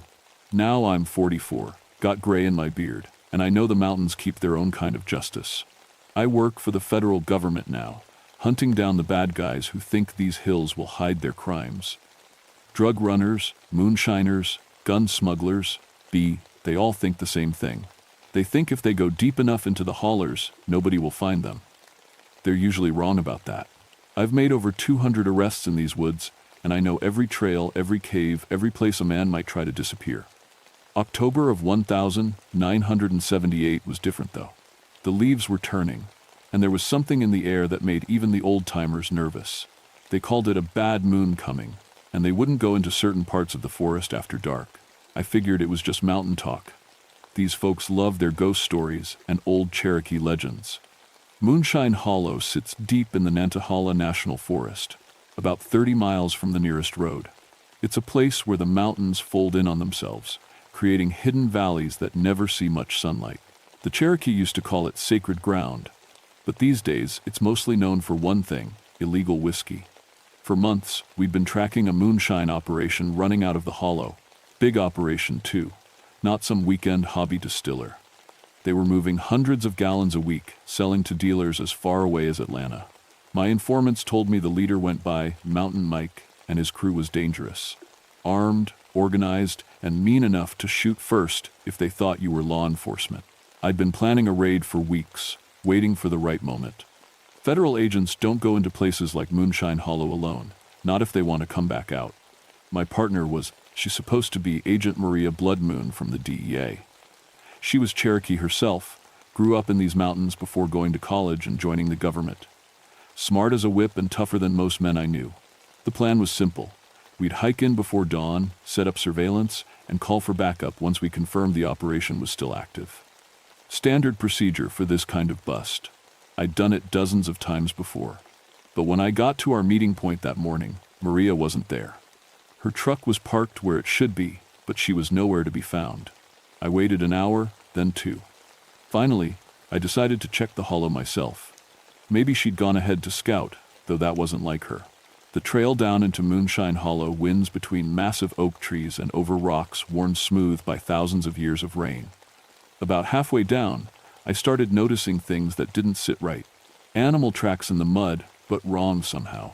They looked like wolf prints, except wolves had been gone from these mountains for 50 years.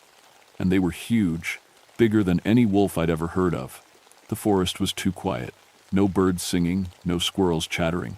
Even the insects seemed to have gone silent. In 17 years of walking these woods, I'd never heard such complete quiet. It made my skin crawl. When I reached the bottom of the hollow, I found something that stopped me cold. The moonshine operation was there, all right. Copper stills, fermentation tanks, cases of mason jars ready for shipping, but it was completely abandoned. Not abandoned like they'd heard we were coming and ran. Abandoned like they'd left in the middle of the night and never looked back. Coffee was still sitting in cups, gone cold but not moldy. A pot of beans sat on a camp stove, burned black on the bottom. Sleeping bags were scattered around like people had jumped out of them and run. And there was something else. A smell I couldn't quite place, like wet dog and something. Rotten. That's when I saw the first set of tracks. The tracks started near the biggest still and led off into the trees. Human footprints, size 10 boots from the look of them. Normal enough, except for what happened about 20 yards into the forest. The boot prints just stopped. And in their place were those massive wolf tracks I'd seen on the trail. I'd been a tracker since I was a kid. Learned from my grandfather who learned from the Cherokee. You don't just lose human tracks and find animal tracks in the exact same spot. But there they were, clear as day in the soft mountain mud. I followed the wolf tracks for maybe 100 yards before they disappeared onto rocky ground. By then, I was starting to feel like something was watching me. You know that feeling when the hair on your neck stands up and you want to look over your shoulder every few seconds? I'd felt it before, usually right before finding myself face to face with armed criminals. But this felt different, hungrier. I radioed back to headquarters, told them about the abandoned operation. Sheriff Coleman's voice crackled through the static, telling me to secure the site and wait for backup. Standard procedure. But when I tried to call for Maria, all I got was static, filled with what sounded like howling. Probably just interference from the mountains, but it made my teeth itch. That's when I heard the scream. It came from deeper in the hollow, past where the creek bends around a stand of old pine trees. Human scream, full of terror and pain. I'd heard men scream before, in the army, during arrests gone wrong. This was different. This was the sound of someone who knew they were about to die. I ran toward the sound, crashing through underbrush and jumping over fallen logs. My service weapon was in my hand before I even realized I'd drawn it. 17 years of training kicked in, but my heart was hammering like I was a rookie on his first day. I found him near the creek, or what was left of him. Blackjack Harper was a local I'd arrested twice before for small-time moonshining. Skinny mountain man with bad teeth and worse hygiene, but harmless enough. Now he was curled up against a boulder, alive but torn up bad. Long cuts across his chest and arms, like he'd been mauled by something with claws.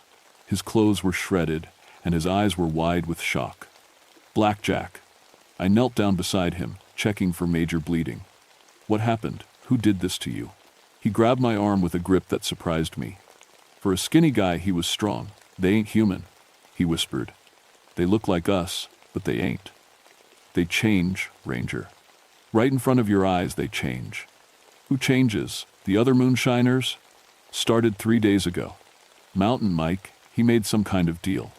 Said we'd never have to worry about the law again, never have to run from nobody. But the price.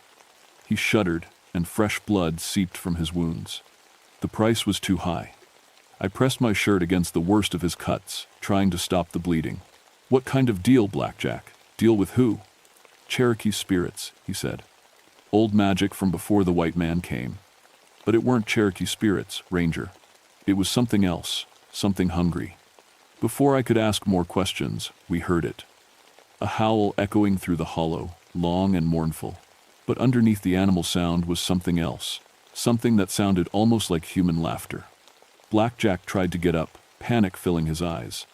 "They're coming back. You gotta get out of here, Ranger. You gotta run." "I'm not leaving you." I helped him to his feet, letting him lean on my shoulder. "My truck's about 2 miles up the trail. We'll make it." But as we started walking, I noticed the forest had gotten even quieter. The howling stopped, but somehow that was worse. It meant they were hunting now, moving silent through the trees. We made it maybe half a mile before they found us. I saw them first as shadows moving between the trees, keeping pace with us but staying hidden. Too big to be coyotes, too coordinated to be wild animals. They moved like a pack, but there was intelligence in how they spread out, how they cut off our escape routes. "Don't look at them direct," Blackjack whispered. "They don't like that." But I couldn't help myself. When one of them stepped into a patch of sunlight, I saw something that made my rational mind want to shut down. It looked like a wolf, but wrong. Too big, standing almost 4 feet at the shoulder. Its eyes were yellow, but not animal yellow. There was too much intelligence there, too much malice, and when it opened its mouth, showing teeth like ivory daggers, it smiled. Wolves don't smile. That's when I knew Blackjack was right. Whatever these things were, they weren't natural, and they were hunting us for sport. We ran. Training goes out the window when you're face to face with something that shouldn't exist. I'd been in firefights, chased armed fugitives through mountain caves, even been shot at by drug dealers with military weapons. But nothing had prepared me for the sight of that thing smiling at me with too many teeth. Blackjack was slowing me down, but I couldn't leave him. The wounds on his chest were bleeding through my shirt, and he was getting weaker. Behind us, I could hear them keeping pace. Sometimes they'd let out a howl. Sometimes I'd catch a glimpse of gray fur between the trees. They were playing with us, like cats with mice. "There's a cave," Blackjack gasped as we stumbled over a fallen tree. "About a 1/4 mile ahead. Cherokee used it for ceremonies, way back. Might be safe there." I didn't ask why he thought an old cave would keep out a pack of impossible wolves. At that point, I was willing to try anything. We almost made it. I was helping Blackjack climb over a rocky outcrop when one of them got tired of the game. It came out of nowhere, hitting me from the side like a freight train. I went down hard, my gun flying into the bushes. The thing stood over me, and up close I could see things that made my mind reel. Its fur looked normal from a distance, but up close I could see it was wrong. Patches of it looked almost like human skin, pale and covered with scars. Its paws were too long, more like hands with claws than animal feet. And its face, God help me, its face looked almost human around the eyes. It opened its mouth to bite, and I saw something that made me sick. There were fillings in its teeth, gold dental work, like a person would have. Before it could finish me, Blackjack hit it with a tree branch. The thing turned on him with a snarl that sounded like cursing, giving me time to roll away and grab my gun. When I turned back, the creature was changing. I watched its bones stretch and crack, its fur receding to show human skin underneath. In less than 10 seconds, where the wolf had been, there was a man. Naked, scarred, with wild hair and yellow eyes, but definitely human. He looked at me with those terrible eyes and laughed. "You can't stop us, lawmen," he said in a voice like gravel. "We are beyond your laws now." Then he changed back, faster this time. Wolf again, bigger and angrier than before. I shot him 3 times in the chest. The bullets hit. I saw the impacts, but they barely slowed him down. He howled in pain and rage, then melted back into the forest. "The cave," Blackjack said urgently. "We gotta reach the cave." We stumbled the last 100 yards to a crack in the rock face, barely wide enough for a man to squeeze through.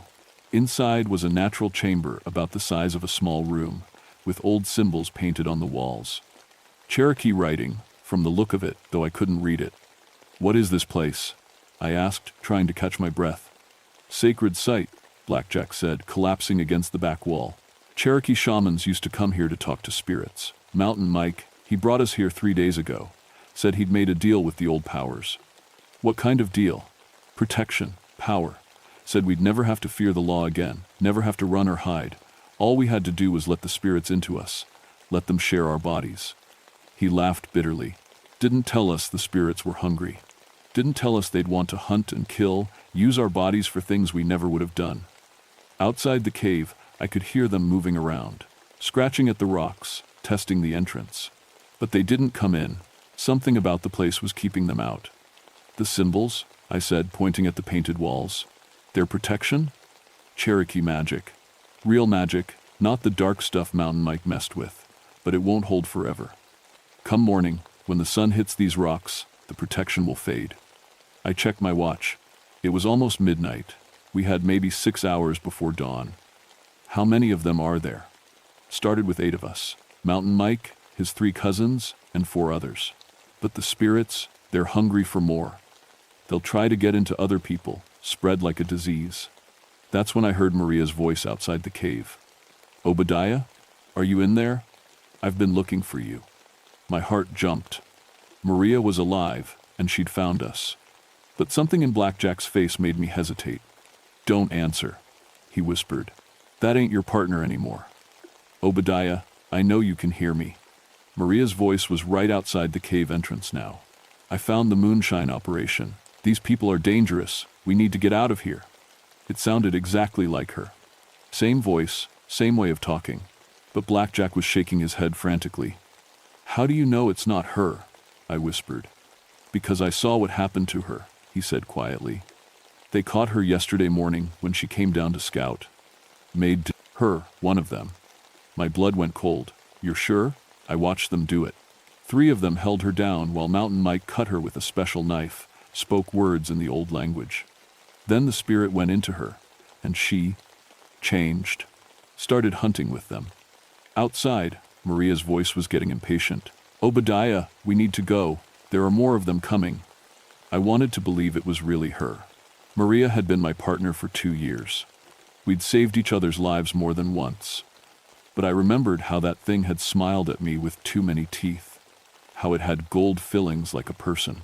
Maria, I called out. If that's really you, tell me what you were wearing the day we arrested Jimmy Sanderson. Silence for a moment. Then, blue jeans and a white shirt. Why does that matter? Wrong. She'd been wearing her green DEA jacket that day because it was raining. I remembered because she'd complained about getting it muddy. Because the real Maria would remember it was raining that day, I said. And she would have told me she was wearing her jacket. The thing outside dropped the pretense. When it spoke again, the voice was different. Still Maria's voice, but with something else underneath it. Something cold and hungry. Smart lawman. But it doesn't matter. We have all night, and you have to come out eventually. Why? I called back. Why are you doing this? Because we can. Because your kind has forgotten the old ways. Forgotten that there are things in these mountains older than your laws. We are reclaiming what was always ours. Blackjack touched my arm. It's not just about territory, he said quietly. They're spreading. Every person they kill, every person they turn, it makes them stronger. Mountain Mike, he didn't understand what he was calling up. He thought he was making a deal with Cherokee spirits, but these things are older, darker. Hours passed. Sometimes we'd hear them outside, testing the barriers, calling to us in voices of people we knew. My sheriff, my ex-wife, even my dead mother. They were good mimics, but not perfect. There was always something off, something that didn't quite ring true. As dawn approached, I started to see light filtering in through the cave entrance. The protection was fading, just like Blackjack had said. There's got to be a way to fight them, I said. They can be hurt, I shot one. Cherokee elders might know. Joseph Spirit Walker. He lives about 10 miles north of here. His family has been fighting dark spirits for generations. Can we reach him? Blackjack was getting weaker. The blood loss was taking its toll. Maybe. But not both of us.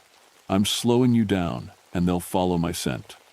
I was about to argue when I heard Maria's voice again, but different this time. Scared human. Obadiah, help me. I'm still in here. It's got control, but I'm still me. Please. This time, it sounded real. The fear, the pain. It was Maria. The real Maria, trapped inside her own body with that thing. Don't listen, Blackjack warned. It's a trick. But I wasn't so sure. If these spirits were possessing people rather than just killing them, maybe the original person was still in there somewhere. Maybe Maria could be saved. The sun was getting brighter. Soon, the cave's protection would be gone completely. I'm going out there, I decided. You'll die. Maybe. But I can't hide in here forever, and I won't leave Maria like that. I checked my gun. 6 bullets left, and I knew from experience they wouldn't do much good. But maybe I didn't need to kill them. Maybe I just needed to get to Joseph's spirit walker. As the last shadows faded from the cave entrance, I stepped outside to face the pack. They were waiting for me in a semicircle around the cave entrance. 7 of them in human form, naked and scarred, their eyes reflecting the morning light like animals. I recognized Mountain Mike from Wanted posters, big man with a gray beard who looked like he could wrestle bears. The others were strangers, but they all had that same hungry look. Maria stood in the center, and seeing her broke my heart. She looked normal except for her eyes, those terrible yellow eyes that belonged to something else. When she spoke, her voice wavered between human and something else. "Obadiah, you came out. Good, we can finish this." "Fight it, Maria," I said. "I know you're still in there." For just a moment, her eyes cleared. "Can't, it's too strong." "But Obadiah, the knife. Mountain Mike has a special knife. It's how they put the spirits in people. Destroy it." Then the thing was back in control, and she snarled at me with inhuman rage. I ran, not away from them, toward Mountain Mike. If Maria was right about the knife, maybe destroying it would help. Maybe it would free her and the others. I tackled him before he could change, and we went down hard. He was stronger than any normal man should be, but I had desperation on my side. We rolled around in the dirt, fighting for the ornate bone-handled knife on his belt. The others started changing, ready to tear me apart. But something strange happened. As soon as I touched the knife, they hesitated. It hurt them somehow, just being near it. Mountain Mike's eyes went wide. "You can't," he gasped. "You don't understand what you'll unleash." "What do you mean?" "The spirits. The knife is what keeps them bound to us. Break it, and they'll be free to possess anyone, everyone. At least this way, they're contained." I hesitated. Was he telling the truth, or was this another trick? That's when Blackjack stumbled out of the cave. He was dying. I could see it in his face, but he was determined to help. "He's lying," Blackjack said weakly. "The knife is what binds them to this world. Destroy it, and they go back where they came from." Mountain Mike snarled and tried to grab the bowl, knife back. In the struggle, the blade cut my palm, and my blood dripped onto the bone handle. Everything changed. Suddenly I could feel them, the spirits, writhing and angry inside the possessed men and women. And I could feel something else. The knife was a door, a way for the spirits to enter our world. But it was also their weakness. I raised the knife above my head and brought it down hard on a rock. The bone handle shattered like glass. The scream that followed wasn't human. It came from all 7 of them at once, a sound of rage and terror that made my ears ring. One by one, they collapsed to the ground, the yellow light fading from their eyes. Maria was the last to fall. As the spirit left her, she looked at me with her real eyes. Brown, kind, human. "Thank you," she whispered, and then she was gone. The spirits were gone too, I could feel it. Banished back to whatever dark place they'd come from. But the cost was too high. Maria and the others were dead, not possessed anymore, but dead. The spirits had used up their bodies, burned them out from the inside. Only Mountain Mike survived, and he was broken. When I arrested him 3 days later, he kept talking about voices in his head, about things that wanted to come back. The doctor said it was trauma from whatever had happened in the hollow. I never told them the truth. Blackjack died that morning, but not before Joseph's spirit walker arrived. The old Cherokee man took one look at the broken knife and nodded. "The old hungers," he said simply. "They are always trying to come back. You did well to stop them." "But for how long?" I asked. He just looked at me with ancient eyes. "Long enough, maybe forever, if people remember to respect the old places, the old warnings." That was 47 years ago. I'm retired now, but I still live in these mountains. Still keep an eye on places like Moonshine Hollow, because sometimes, on nights when the moon is full and the wind is just right, I can hear them calling. The spirits are still out there, waiting for someone foolish enough to open the door again. And there's always someone who thinks they can make a deal with forces beyond their understanding. So if you ever find yourself in the deep mountains, and you come across old Cherokee symbols or sacred sites, remember this story. Some doors should never be opened, Some bargains should never be made, and if you hear howling in the night that sounds too much like human laughter, well, maybe it's time to head back to town. The mountains keep their own kind of justice, and sometimes justice has teeth.